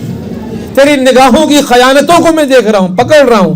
لکھا جا رہا ہے تیرا ان نگاہوں کی خیانت کو تیرے اعمال کے اندر. کوئی چیز تیری پوشیدہ نہیں ہے مجھ سے, ہر چیز سے میں باخبر ہوں. خدا کی طرف سے یہ ایک دھمکی بھی ہے, ڈرانے کے لیے بھی کہا جا رہا ہے کہ یا عالم میں جانتا ہوں خائنۃ الاعین, یہ تو آنکھوں سے خیانت کر رہا ہے. اور پھر وہ کیا چیز کہ ان اللہ خبیر بما یصنعون, اللہ تعالیٰ باخبر ہے کہ جو کچھ تو کرنے والا ہے. تو پہلی بدنگاہی کا معاملہ, جو تصویر تو نے بنائی, خبیر رب کائنات وہ جو تو نے نگاہیں گھما گھما کر دیکھا. اور دوسری فرماتے ہیں کہ باستعمال سائر الحواس, کہ تو حواس خمسہ کو استعمال کرتے ہوئے تو جو صنائی کرتا ہے, تصویر کشی کرتا ہے, لذتیں لیتا ہے, محفوظ کر لیتا ہے اس عکس کو دل کے اندر, پھر دل میں بار بار اس کو, خیالوں میں بار بار اس کو دیکھ رہا ہوتا ہے. انسان کی حواس جانتے ہیں ہم لوگ, حواس خمسہ, آنکھوں میں اس کی تصویروں کو لے کر آتا ہے, کانوں میں اس کی آوازوں کو لے کر آتا ہے, زبان سے اپنے ارادوں میں بیٹھا بیٹھا اسے گفتگو کر رہا ہوتا ہے. تو اپنے اعضاء کے ذریعے سے جو رب کائنات کی بارگاہ کے اندر خیانت کر رہا ہوتا ہے, رب کائنات اس صنائی سے واقف ہے, دیکھ رہا ہے. حواس, سونگنا, دیکھنا, بولنا, جتنے بھی حواس ہیں, چھونا, ان سے کی گئی خیانت سے رب کائنات واقف ہے. پھر جوارح, جو اعضاء کو استعمال کرتے ہوئے جو کچھ کرتا ہے رب کائنات اس کو بھی جانتا ہے. اور آخری ہے بما یقعدون بذالک, بدنگاہی کرنے والے کا جو اس بدنگاہی کرنے کا آخری عمل ہوتا ہے, یعنی کہ زنا. تو دنیا سے چھپ کے تو وہ زنا کر سکتا ہے, لیکن خدا کی بارگاہ سے چھپ کر تو وہ زنا نہیں کر سکتا. 4 چیزیں, گھما گھما کر نگاہ دیکھنا, حواس کے ذریعے سے بدنگاہی کرنا, جوارح کے ذریعے سے لطف اندوز ہونا, اور پھر بما یقعدون, آخر میں جا کے تو نے وہ جو عمل کیا اس عمل سے بھی رب کائنات باخبر ہے. اسی لیے ایک شعر آپ کے سامنے پیش کرنا چاہوں گا, حاجی مختار صاحب کا شعر ہے, جو کرتا ہے تو چھپ کے اہل جہاں سے, جو کرتا ہے تو چھپ کے اہل جہاں سے, کوئی دیکھتا ہے تجھے آسمان سے, کوئی دیکھتا ہے تجھے آسمان سے, اس سے کچھ نہیں چھپا ہوا. اسی لیے اپنے آپ کو ان محبتوں سے جو دلوں میں ہم بسا لیتے ہیں, صنم کی, غیر کی, اس سے اپنے آپ کو بچانا ہے. اگر ہم بچانے میں کامیاب ہو گئے تو اللہ رب العالمین کی بارگاہ میں ہم اپنے آپ کو بچانے قابل ہو جائیں گے. اسی طرح ہم کسی کی محبت میں کیوں گرفتار ہوتے ہیں؟ ہم سمجھتے ہیں کہ حسین یہ ہے, اعلیٰ یہ ہے, بہتر یہ ہے, سب سے بڑھ کر یہ ہے, اور میں بڑا خوش قسمت ہوں کہ اس کی محبت مجھے مل گئی. تو رب کائنات کہتا ہے کہ کل یومن ہوا فی شان, اللہ کی شان سے بڑھ کر تو کسی کی شان نہیں ہے. تو نے اس پہ کمپرومائز کر لیا, تو نے رب کو چھوڑ کے تو اس کی شان, اس کی شوکت, اس کا شکار ہو گیا, تو اس کا عقیدت مند ہو گیا, تو اس کے سامنے مسخر ہو گیا. اس دن جب قیامت کا دن ہوگا تو جس کے لیے تو جیا, جس کے لیے تو مرا, وہ تیرے کام نہیں آئے گا, وہ تو پڑا رہے گا. لاشیں ہی لاشیں پڑی رہیں گی, وہ تیرے کام نہیں آنے والا. جو کام آنے والی ذات محبتیں اس کی اپنے دل کے اندر بساؤ. اگر تم نے ایسا نہیں کیا تو اپنے آپ کو نہیں بچا سکے گا. بہت سے لوگ کہتے ہیں کہ ہم لوگ اس گناہ سے کیسے بچے, ہمارے بس میں نہیں ہے, میرا دل تو گرفتار ہو گیا اس کی محبت میں, بس اب تو کچھ بھی نہیں ہے, مجھے پھانسی پہ لٹکا دو, مجھے موت کے گھاٹ اتار دو, میں تو اس سے اپنے آپ کو اب چھڑا نہیں سکتا, بچا نہیں, میں اس کے بغیر جی نہیں سکتا. یہ ایک ذہن میں فطور ہے جو انسانوں کے ذہنوں میں ہوتا ہے. تو قرآن کیا کہتا ہے, لا یکلف اللہ نفسا الا وسعها. اگر واقعی ایسا ہوتا کہ تیرے لیے کسی کو چھوڑنا ممکن نہیں ہوتا تو ہم تجھے تکلیف اتنی کیوں دیتے ہیں؟ ہم نے انسان کو مکلف ہی نہیں کیا کسی ایسی چیز کے لیے کہ جو اس کے بس میں ہی نہ ہو. اگر تیرے بس میں اپنی نگاہوں کو بچانا ہے تبھی تیرے بس میں ہم نے یہ چیز رکھ دی, اس کے پر عذاب اور ثواب کا معاملہ رکھ دیا. تو اتنا مجبور اگر ہوتا کہ تیرے بس میں نہ تھا تو ہم تمہیں کبھی مکلف نہ کرتے. تو یہ بات چھوڑ دے کہ میرے بس میں نہیں ہے, میں ایسا نہیں کر سکتا. لا یکلف, ہم نے مکلف نہیں کیا کسی انسان کو کہ جو اس کے بس میں نہ ہو. تیرے بس میں تو چھوڑنا چاہے تو چھوڑ سکتا ہے, اس کو اپنی بدنگاہی کو چھوڑ سکتا ہے, اپنی اس عادت کو چھوڑ سکتا ہے. اسی لیے کوئی ایسا کام نہ کر کہ جو تیرے دل کے اندر ایسی چیز کو پیدا کر دے. اسی لیے اللہ رب العالمین اپنی اور بندے کی دوری کو معاف نہیں کرتا. میں نے پہلے بھی کہا کہ اپنی محبت کے لیے رب کائنات نے اس بندے کو پیدا کیا ہے. اس دوری کو رب کائنات برداشت نہیں کر سکتا. ومن اعرض عن ذکری, اگر کوئی اعراض کرتا ہے ذکر سے, اس یاد سے, اس محبت سے جو رب کے لیے دل کے اندر ہونی چاہیے, کوئی اعراض کرتا ہے, فإنہ لہ माईशतुन ज़ना। अल्लाह रब्बुल आलमीन को भड़का देती है, अज़ाब अल्लाह रब्बुल आलमीन का बंदे के ऊपर मुक़द्दर कर देती है। अब मैं आपको इलाज बताना चाहता हूँ, उसके बाद कुछ और मज़ीद बातें आपके सामने करना चाहूँगा। अब जो बंदा बचना चाहता है बदनिगाही से, और आज की इस पूरी गुफ्तगू कुरान की आयत और हदीस की रोशनी के अंदर ये समझ गया हम लोग कि हाँ ये बहुत बड़ा गुनाह है और हमें अपने आप को बचाना चाहिए, हमें अपने आप को बचाना चाहिए। अगर ये एग्रीमेंट हमने अपने आप से कर लिया तो आए अल्लाह रब्बुल आलमीन से MOU साइन कर लेते हैं, अल्लाह रब्बुल आलमीन से MOU साइन कर लेते हैं। और इस MOU को साइन करने के लिए 6 इक़दाम करने पड़ेंगे। वो 6 इक़दाम में 1 2 3 4 5 6 करके आपके सामने रखूंगा। अगर ये कर लिए तो बुजुर्गों ने यही फरमाया है कुरान और हदीस की तालीमात की रोशनी के अंदर कि बंदा इस चीज से बच सकता है। पहली चीज ये है कि तुझे खुद हिम्मत करनी पड़ेगी, और हर बंदे के अंदर कुछ ना कुछ हिम्मत का मादा रब कायनात ने पैदा किया हुआ है। कोई बेहिम्मत इंसान अल्लाह रब्बुल आलमीन ने पैदा नहीं किया। तो तेरी झोली के अंदर जितनी भी हिम्मत है 1% भी हो सकती है और 100% भी हो सकती है। पहला काम यह है कि तेरे पास जो कुछ है वो पेश कर। लैसा लिल इंसान इल्ला मा सआ, वो तेरे लिए नहीं रखा हमने, तुझसे तलब नहीं की वो चीज जो तेरे बस में नहीं है, तुझसे तलब ही वो चीज की है जो तेरे बस में है। और यहाँ पर ग़ज़वा बदर का वाक़या आता है कि इतना बड़ा लश्कर, ये छोटा सा लश्कर क्यों उसके पर काबिज हो गया था, उस पर फाते हो गया था। कहा कि इनके पास जो कुछ था उन्होंने पेश कर दिया था। जो कुछ तेरे पास है तो खुदा की बारगाह में पेश कर दे। अल्लाह मुझ में तो इतनी सी हिम्मत है कि मैं ये कर सकता हूँ, कर वो हिम्मत पहले तू, कदम तू बढ़ा, फिर देख मेरे लिए क्या करता हूँ। कदम तुझे बढ़ाना पड़ेगा, हिम्मत अपनी से काम लेना पड़ेगा। पहला मुतालबा, पहला तकाजा, पहला कदम, फर्स्ट स्टेप इस राह के अंदर यही है कि तेरे अंदर जो हिम्मत रब्बे कायनात ने पैदा की है तो उससे हिम्मत से काम ले, आज उस हिम्मत से काम ले। हाँ, बस सुबह से मैं अभी से मैं कहता करता हूँ कि मैं अपने वजूद के अंदर जो हिम्मत है उसको जमा करके मैं अपने आप को सनम की मोहब्बत से निकालने के लिए तैयार हो जाऊँ। गैरुल्लाह की मोहब्बत निकालूंगा। बदनजरी आइंदा मेरे नजरों में नहीं आएगी। रज़्ज़ बसर होगा, इस पर अमल होगा, खुदा का हुक्म है। और कुरान का हुक्म कोई भी हो फर्जियत के दायरे के अंदर होता है, खुदा का हुक्म है, लाजिम है उस पर अमल करना, या मर्जी नहीं चलेगी। खुदा का हुक्म है, लाजिम है, इस पर कोई रियायत नहीं है। जब रियायत नहीं है, खुदा का हुक्म है गैर महरम को देख के आंखें झुकानी है, तो फिर तू किस तरह अपने आप को बचा सकता है अल्लाह रब्बुल आलमीन की नाफरमानी से। तो पहला कदम ये अपने अंदर की हिम्मत को जमा करना है। किसी की मोहब्बत है, कोई निगाहों को भाता है, सच सच अपने पास इंसान निगाहों के सामने लेकर आ जाए, सोच कर सामने लेकर आ जाए कि हाँ ये है वो सबसे बड़ा मेरे लिए मेरी जन्नत की राह की रुकावट, ये है वो जो मेरी जन्नत की रुकावट, मेरी जन्नत की राहों की रुकावट, मेरी मंजिलों में खोट पैदा करने वाली चीज। अब इससे मुझे अपने आप को बचाना है, इसके लिए अपनी हिम्मत पैदा करनी है। पहला काम ये। अब दूसरा काम होगा और कामयाब भी होगा। पहला काम मैंने कर लिया और बदर के मैदान में उतर गए।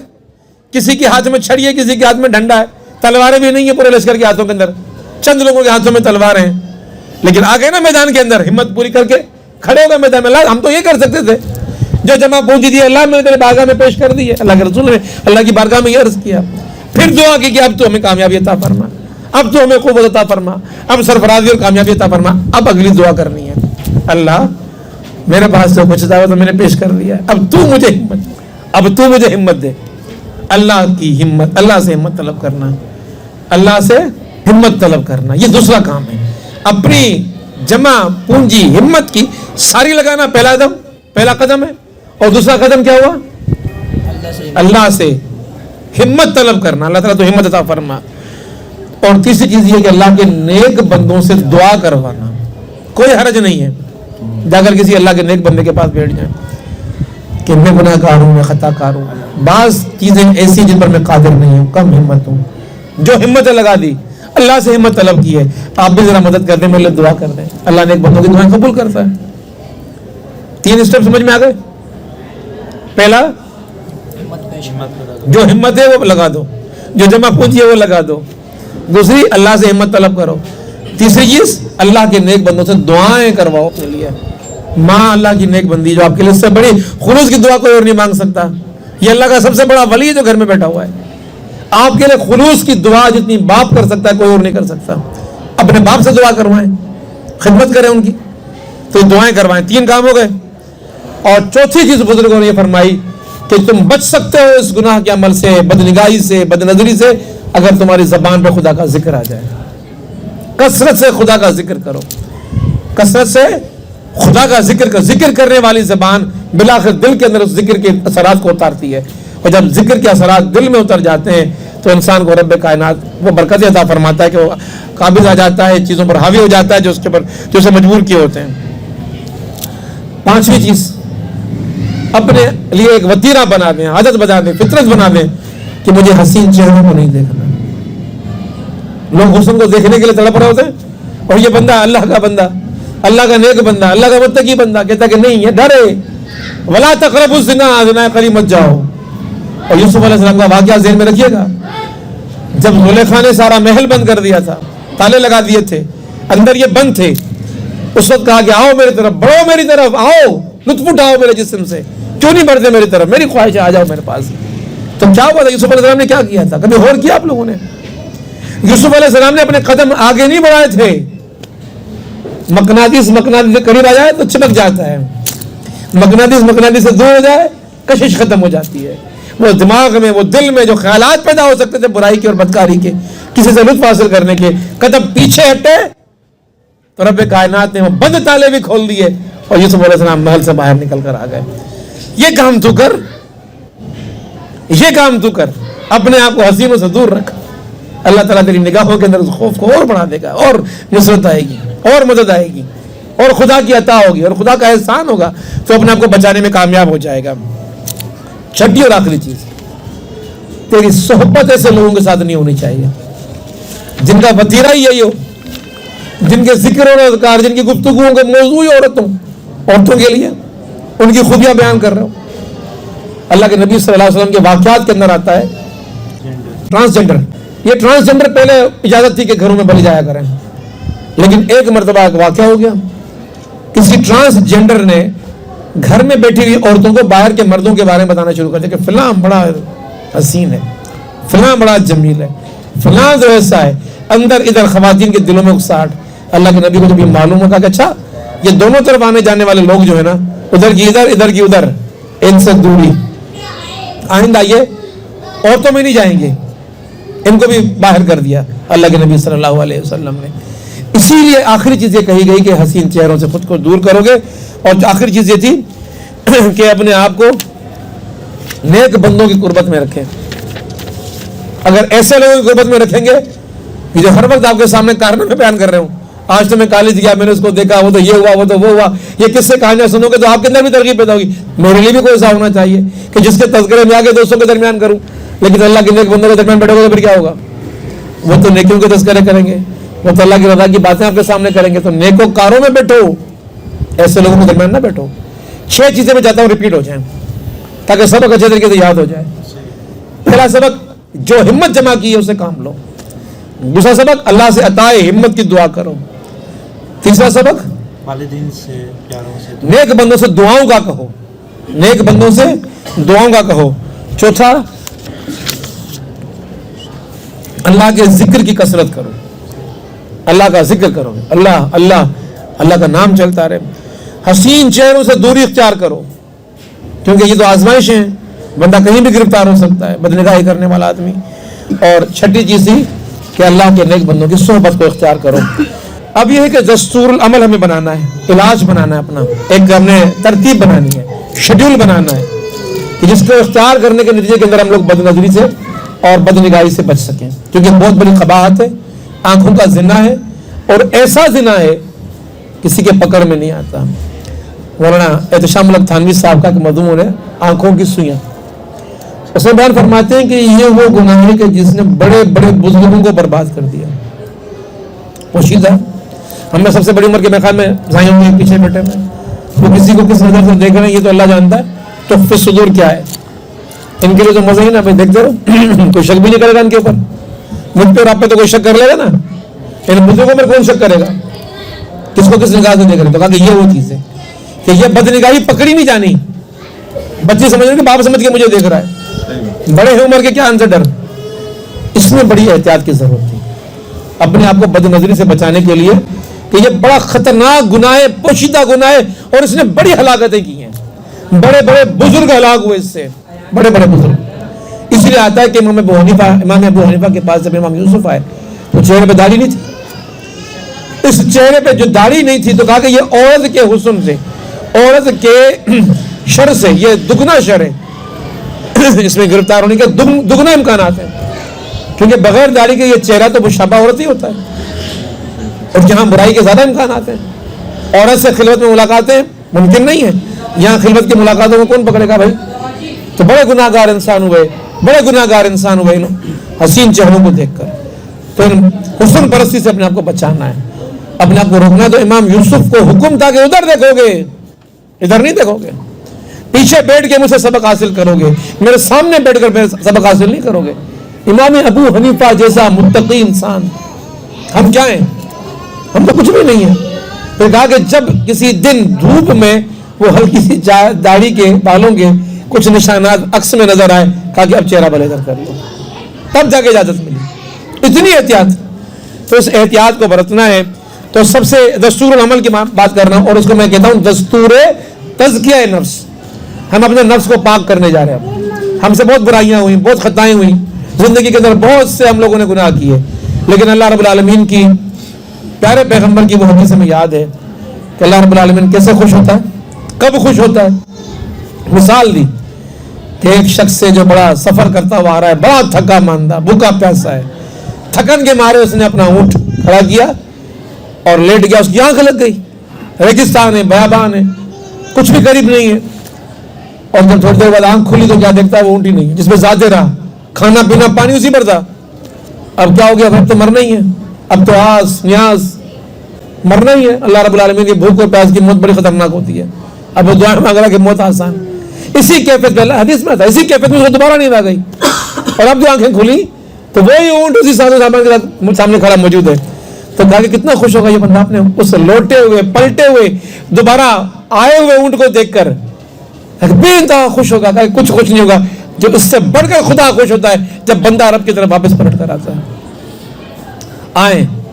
آئے ہم سب اپنے رب کی طرف پلٹنے کا اعلان کریں خدا کو راضی کرنے کے لیے.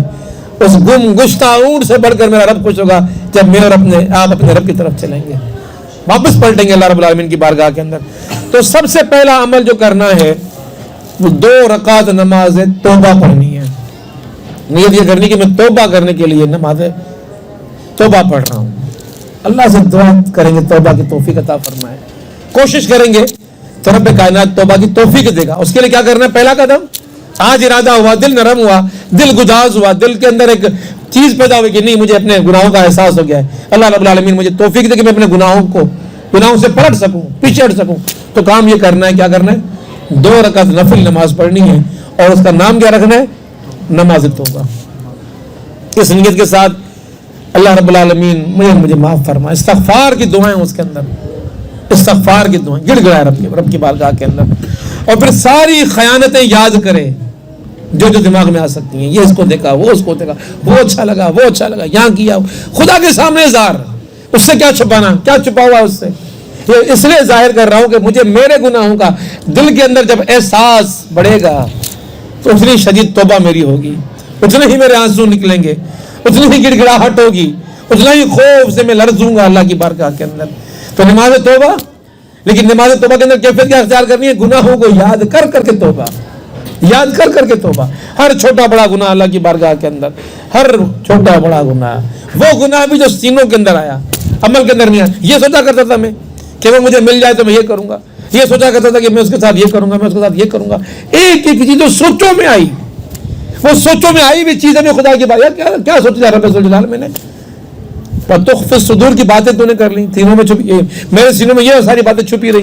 اللہ رب العالمین میری ان باتوں سے مجھے ناجائز لذتیں تو نے حاصل کی، سوچ سوچ کر تو نے ان کا اظہار کر اپنے رب کی بارگاہ کے اندر کہ میں نے اس کو محبوب بنایا تھا اپنی سوچوں کے اندر، خیالوں کے اندر.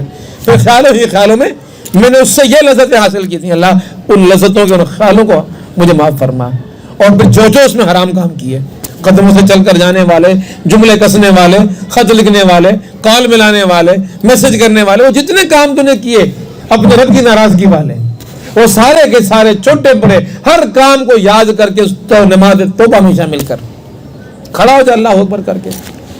नमाज को पढ़ता चला जा। फिर क्या होता है, जब हम दुरूद शरीफ पढ़ लेते हैं, तहियात पढ़ लेते हैं, उसके बाद क्या होता है, दुआओं का सिलसिला आता है। वो दुआएं अमूमन हम अरबी में पढ़ रहे होते हैं, हम उर्दू में दुआएं मांगते ही नहीं है। वहां पर फिर जबान की कैद नहीं है नमाज के अंदर। वो नमाज अपनी लंबी कर ले जब तू बैठा हुआ है, और उस दुआ के अंदर रब कायनात से मांगता रहे, पढ़ जा सजदे के अंदर, आज कर गुनाहों को। नमाज तौबा पढ़ जिंदगी के अंदर, नमाज तौबा पढ़, अल्लाह ताला तौफीक देगा, अल्लाह ताला तुझे कुदरत देगा, अल्लाह ताला तेरे अंदर कुव्वत पैदा कर देगा, तो अपने गुनाहों से बचने के काबिल हो सकेगा। तो पहला अमल क्या करना है, दस्तूर अमल में 2 रकात नमाज तौबा जरूर पढ़िए। पढ़ेंगे, जो लोग पढ़ेंगे वो हाथ उठा लें, इंशाअल्लाह अल्लाह ताला तौफीक देगा, हम सब लोग पढ़ेंगे 2 रकात नमाज तौबा। और जब ये पढ़ ले तो फिर इसके बाद फिर जब मौका मिले, कभी 1 दिन बाद, 2 दिन बाद, उसी दिन, कोई वक्त की तंगी नहीं है, कैद नहीं है, अब नमाज हाजत पढ़ें। नमाज हाजत किसे कहते हैं, मुझे इस बात की जरूरत है, अल्लाह रब्बुल आलमीन के सामने अपनी ख्वाहिश पेश करनी है कि मैं ये चाहता हूं तो मुझे इसमें मेरी मदद फरमा। पहले नमाज तौबा, अब नमाज हाजत। मुझे तेरे डर से झुकने वाली आंखें अता कर दे, तेरे खौफ वाली आंखें अता कर दे, इन आंखों में अपना खौफ बसा दे, हसीन नज़ारों को और चेहरों को मुझ पे मेरी निगाहों से दूर कर दे, मुझे पलटा दे अपनी तरफ, तेरी नेमतों को देखूं, तेरी कुदरत को देखूं, तेरी सनतों को देखूं अल्लाह, तो मुझे वो सारी कुदरतें अता कर दी। अल्लाह रब्बुल आलमीन से दुआएं मांगना। तो 2 कदम, 2 स्टेप, 2 मंसूबे, 2 अमल मैंने आपके सामने पेश किए। दस्तूर अमल बनाने चल रहे हैं हम लोग। पहला दस्तूर अमल का कदम क्या हुआ, नमाज तौबा। दूसरा अमल, और तीसरा एक जिक्र बता रहा हूं खास, लेकिन उसको हमने इस जिक्र खास के तौर पे कभी नहीं लिया हुआ। ये वजीफा समझ लें, जो आज के इस दर्स के सूरत में आज हम सबको मिल रहा है, और इस जिक्र का नाम है जिक्र नफी व इसबात। क्या नाम है जिक्र का, जिक्र नफी, इनकार करना, और इसबात, किसी का इकरार करना। और वो जिक्र क्या है, ला इलाहा इल्लल्लाह, ला इलाहा इल्लल्लाह, ला इलाहा इल्लल्लाह। ये जिक्र नफी व इसबात। इस जिक्र को अपने ऊपर लाजिम कर दें, इस जिक्र को आम कर दें, अपने ज़बान पे जारी रखें। तो 3 चीजें हुई, कौन कौन सी हुई, जब ला कहें तो निकाल रहा हूं सारी चीजें, दिमाग से निकाल रहा हूं, दिल से निकाल रहा हूं, सोच लेकर आए, हर बुरी चीज, हर बुरा अमल ला पे जो अल्लाह और उसके बंदे के दरमियान रुकावट है, निकाल रहा हूं सोच कर। और इल्लल्लाह जब कहें तो अल्लाह से जुड़ने वाले मामला, अब मैं खुदा से जुड़ रहा हूं, अब खुदा की नेमत है, अब खुदा के एहसानात, अब खुदा के इनामत मुझे मिल रहे हैं। तो ये सारी की सारी चीजें कि मेरी दिल के अंदर से चीजें निकल रही हैं, ला वाली, और अल्लाह के सिवा वाली चीजें जो चीज निकल गई इल्लल्लाह, अल्लाह वाली चीजें मेरे दिल के अंदर आ जाएंगी। इंसान की सोच, 3 चीजें हो गई, नमाज तौबा, नमाज हाजत, जिक्र नफी व इसबात, 3 चीजें। चौथी चीज जिक्र इसमें ज़ात। जिक्र इसमें ज़ात क्या होता है, इसमें ज़ात क्या है अल्लाह रब्बुल आलमीन का, अल्लाह का ज़ाती नाम क्या है, अल्लाह। अल्लाह ये पुकार, और ये पुकार कैसे, ये ज़बान से न उतरे तो कोई फायदा नहीं है। ये जब अल्लाह अल्लाह कहने हम लोग बैठे तो ये दिल भी अल्लाह अल्लाह कर रहा हो, ये जिस्म भी अल्लाह अल्लाह कर रहा हो, ये रूह अल्लाह अल्लाह कर रहा हो, ये पूरा वजूद अल्लाह अल्लाह, इतना इसमें इन्हमाक के साथ ये जिक्र करना है। दिल ही दिल में करें, आहिस्ता आवाज में करें, लेकिन करें अल्लाह अल्लाह अल्लाह। ये दिल की धड़कनों में अल्लाह का जिक्र समा जाए, सांसों में अल्लाह का जिक्र समा जाए, अल्लाह की कुर्बत अल्लाह रब्बुल आलमीन अता करेगा। अगर ये बंदा जिक्र इसमें ज़ात करेगा तो उससे इंसान के अंदर ये बात आ जाएगी। तो उसके बाद एक और मुराकबा या जिक्र की बात कर रहा हूं मैं आपके सामने, एक चीज जो मैं ज़बान पे रखनी है। तो अब मैं आपके सामने चौथी बात करने चला हूं, वो है कि अलम या अलम बिअन्नल्लाह यरा। ये जुमला है क्या, अलम या अलम बिअन्नल्लाह यरा, ये तसव्वुर करके अल्लाह रब्बुल आलमीन मुझे देख रहा है, अल्लाह रब्बुल आलमीन मुझे देख रहा है, अल्लाह रब्बुल आलमीन मुझसे बाखबर है। ये तसव्वुर अपने वजूद के अंदर जागुज़ीन करने के लिए, अपने अंदर पैदा करने के लिए ये जो आयत है कि अलम या अलम बिअन्नल्लाह यरा, अलम या अलम बिअन्नल्लाह यरा, अलम या अलम बिअन्नल्लाह यरा, फिर इसका जिक्र करना। ये जिक्र जब इंसान करेगा تو یقیناً اس کے نتیجے کے اندر انسان کو اللہ رب العالمین کی قربت حاصل ہوگی. پھر اس کے بعد ایک لفظ آپ نے مراقبہ کا سنا ہوا ہے. مراقبہ ہوتا ہے تخیل کے ساتھ، سوچ کا تعلق ہے اس سے. آپ سوچ میں پڑ جائیں موت کو یاد کرنے کے لیے کہ موت میری کیسے واقع ہوگی، میں کیسے مر رہا ہوں گا، کیسے جسم سے روح نکل رہی ہوگی، کیسے ملک الموت میرے پاس آئیں گے، کیسے وہ اللہ کے فرشتے آ کے میری سانس نکال رہے ہوں گے، اور جب مجھے اٹھایا جائے گا، جب مجھے قبر میں ڈالا جا رہا ہوگا. یہ سارا خیالات کے اندر علیحدہ بیٹھ کر ایک خاموش جگہ پر اگر یہ ذہنوں کے اندر لایا جائے، اسی کو مراقبہ کہتے ہیں، تصور اور خیال کے اندر. تو مراقبے میں کیا کرنا ہے؟ موت کو اور قبر کو یاد کرنا ہے. 5 منٹ 10 منٹ 20 منٹ جتنا ٹائم نکال سکیں بیٹھ کے ذرا موت کو اور قبر کو یاد کرنا. جب اس کو انسان کرے گا تو اس کو بھی انسان کو اس کے نتیجے کے اندر یہ ہوتا ہے کہ انسان کو جو دنیا کی لذتیں ہوتی ہیں وہ لذتیں انسان بھول جاتا ہے، اور پھر انسان موت کی فکر کے اندر آ کر موت کی لذتوں کا متلاشی بن جاتا ہے. اس لیے کہ بعض لوگوں کے لیے موت عذاب اور سختی والی ہوتی ہے، اور بعض لوگوں کی موت بڑی لذت والی ہوتی ہے. جو اللہ کے نیکوکار لوگ ہیں، اللہ کے نبی فرماتے ہیں کہ ان کے جسم سے روح جس طرح مشکیزے سے پانی نکلتا ہے نا، چھلک کر باہر آتا ہے. کیوں چھلک کر باہر آتا ہے؟ کہ روح الامین جنت سے اس کے لیے کفن لائے ہوئے ہوتے ہیں، اس کفن میں وہ روح آنے کے لیے تڑپ رہی ہوتی ہے، تو جسم سے نکلتی ہے وہ روح اس کفن کے اندر آتی ہے. بڑی خوشبو والی وہ کفن ہوتا ہے، جنت کا کفن ہوتا ہے. پھر فرشتے اپنے مبارک ہاتھوں میں لے کے آسمانوں کی طرف رحمت کے فرشتے دوڑ رہے ہوتے ہیں، سلامن سلامن کی آوازیں آ رہی ہوتی ہیں. تو یہ تصور کرنا، یہ اللہ رب العالمین میری موت کو ایسی موت کر دے کہ اس کے نتیجے میں پھر ایک اور تصور ہی کو مراقبہ کہا جاتا ہے. پھر ایک اور تصور، اگلا تصور کیا؟ میدان حشر میں کھڑا ہوا ہوں، وہاں حساب کتاب پیش ہو رہا ہے، میں بندہ ہوں، میرا رب کا سامنے ہے، رب کے سامنے میری پیشی ہو گئی ہے، مجھے کیا کرنا ہے. اور پھر کیا ہوگا؟ یہ باتیں انسان سوچے کہ رب کے سامنے میں کھڑا ہوں گا تو یہ میری بدنگاہی، جو بھی عمل انسان گناہ کا کرتا ہے اگر بدنگاہی کے حوالے سے سارا عمل اختیار کیا جا رہا ہے تو اس کو ذہن میں لا کر انسان سوچے گا کہ اللہ مجھے اللہ کے سامنے میری کتنی رسوائی ہوگی کہ جب اللہ کے سامنے میرا حساب پیش کیا جا رہا ہوگا، میری بدنگاہی سامنے لائی جا رہی ہوگی. تو انسان اپنی شرم اور وہ سوچیں کہ پھر رب کیا کہہ رہا ہوگا.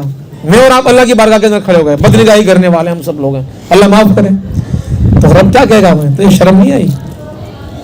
رب کہے گا نا اے میرے بندے، میں نے تجھے نگاہیں دی تھیں مجھے پہچاننے کے لیے، مجھے دیکھنے کے لیے، تو یہ شرم نہیں آئی؟ تو نے میری نگاہوں کو، دی ہوئی نگاہوں کو تو نے کیسے کاموں کے اندر لگا دیا. خدا جب یہ بولے بندے سے، بندہ سوچے کہ میرا حال کیا ہوگا، میں کیا جواب دوں گا رب کائنات کو. اور وہ یہ سوچے کہ جب رب کائنات کی طرف سے یہ آیا تو شرم نہیں آئی. اس کا مقصد ہے کہ میرا عمل تو خدا کے علم میں تو تھا ہی، خدا نے تو ظاہر بھی کر دیا. پھر اگلا حکم کیا ہوا خدا کا؟ خذوہ، پکڑو اس کو. خدا کیا کہے گا فرشتوں سے؟ پکڑو اس کو، یہ میرا وہ نافرمان بندہ ہے کہ میں نے روکا تھا اس کو کہ میں بدنگاہی نہ کر، لیکن یہ بدنگاہی کرنے کی طرف چلتا رہا، یہ نالائق ہے، بد کردار ہے، نافرمان ہے. پکڑو اس کو. فغلوہ، جکڑو اس کو زنجیروں کے ساتھ، جکڑو اس کو مت چھوڑنا. ثم الجحیم صلوہ، اس کو جہنم میں ڈال دو. خذوہ فغلوہ ثم الجحیم صلوہ. پڑھو اس کو، پڑھیے اس کو بار بار. یہ عذاب قبر کو اور میدان حشر کے معاملے کو بندے کے سامنے لے کر آ جاتا ہے. اللہ رب العالمین یہ سارے اقدامات ہمیں اختیار کرنے کی توفیق عطا فرما دے. میں چاہوں گا کہ یہ جو علاج آج آپ کے سامنے بیان ہوئے ہم ایک مرتبہ ان کو دوہرا دیتے ہیں. 6 علاج میں نے آصف بھائی والے درس میں پیش کیے تھے، یہی پچھلی گلیوں کے اندر ہوا تھا درس. آج میں نے کچھ مراقبے کی چیزیں آپ کے سامنے پیش کی ہیں. تو ہم دستور العمل کے اندر کچھ مراقبے اور دستور العمل کے کچھ اقدامات میں نے آپ کے سامنے پیش کیے ہیں. پہلے وہ 6 عمل کون سے تھے؟ پہلا عمل ہمت جو ہے وہ پیش کرنا، وہ لگا دینا اس کام کے اندر کہ بندہ اپنے آپ کو روک سکے.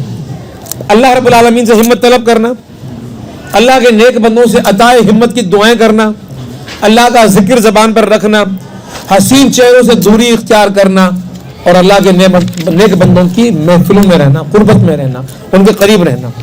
اور بد نظری بد نگاہی کا جو دستور عمل ہم نے بیان کیا یہاں پر، اس کے اندر پہلا عمل کیا تھا؟ نماز توبہ. دوسرا نماز حاجت. تیسرا ذکر نفی و اثبات. چوتھا ذکر اسم ذات. پانچواں ذکر اسم خاص. ذکر اسم ذات بطریقہ خاص میں نے کہا تھا کہ وہ کہ رواں جسم کا عضو جسم کا اللہ اللہ کرنے والا بن جائے یہ. اور چھٹا کیا تھا؟ علم یعلم بان اللہ یرا، اللہ ہر چیز کو دیکھتا ہے، اللہ ہر چیز کو جانتا ہے. یہ تصور کرنا اور بیٹھ جانا اور یہ بار بار پڑھتے رہنا. کیا؟ علم یعلم بان اللہ یرا، علم یعلم بان اللہ یرا. یہ مراقبے کی کیفیت کے اندر سوچو اور خیالات کی دنیا میں الگ سے بیٹھ کر اس عمل کو اختیار کرنا. یہ چھٹا عمل تھا، دستور عمل. اور پانچواں مراقبہ موت و قبر. کیسے میری موت ہو رہی ہے، کیسے مجھے قبر میں اتارا جا رہا ہے، اس کو ذہن میں رکھنا. آٹھواں تھا مراقبہ حشر و نشر، میدان حشر میں کیا ہو رہا ہے. خذوہ فغلوہ ثم الجحیم صلوہ. یہ پوری آیت کے ساتھ ہم لوگوں نے چلنا ہے. باقی چیزیں انشاءاللہ موقع ملا تو اگلے دروس میں پیش کی جائیں گی. اللہ رب العالمین سے دعا کرتا ہوں کہ مجھے حق کہنے کی توفیق عطا فرمائے. ہم سب کو جو کچھ آج کے درس میں ہم لوگوں نے سنا ان تمام کے تمام آیتوں پر ہمیں عمل کرنے کی توفیق عطا فرمائے. سبحان اللہ والحمد للہ ولا الہ الا اللہ واللہ اکبر ولا حول ولا قوۃ الا باللہ العلی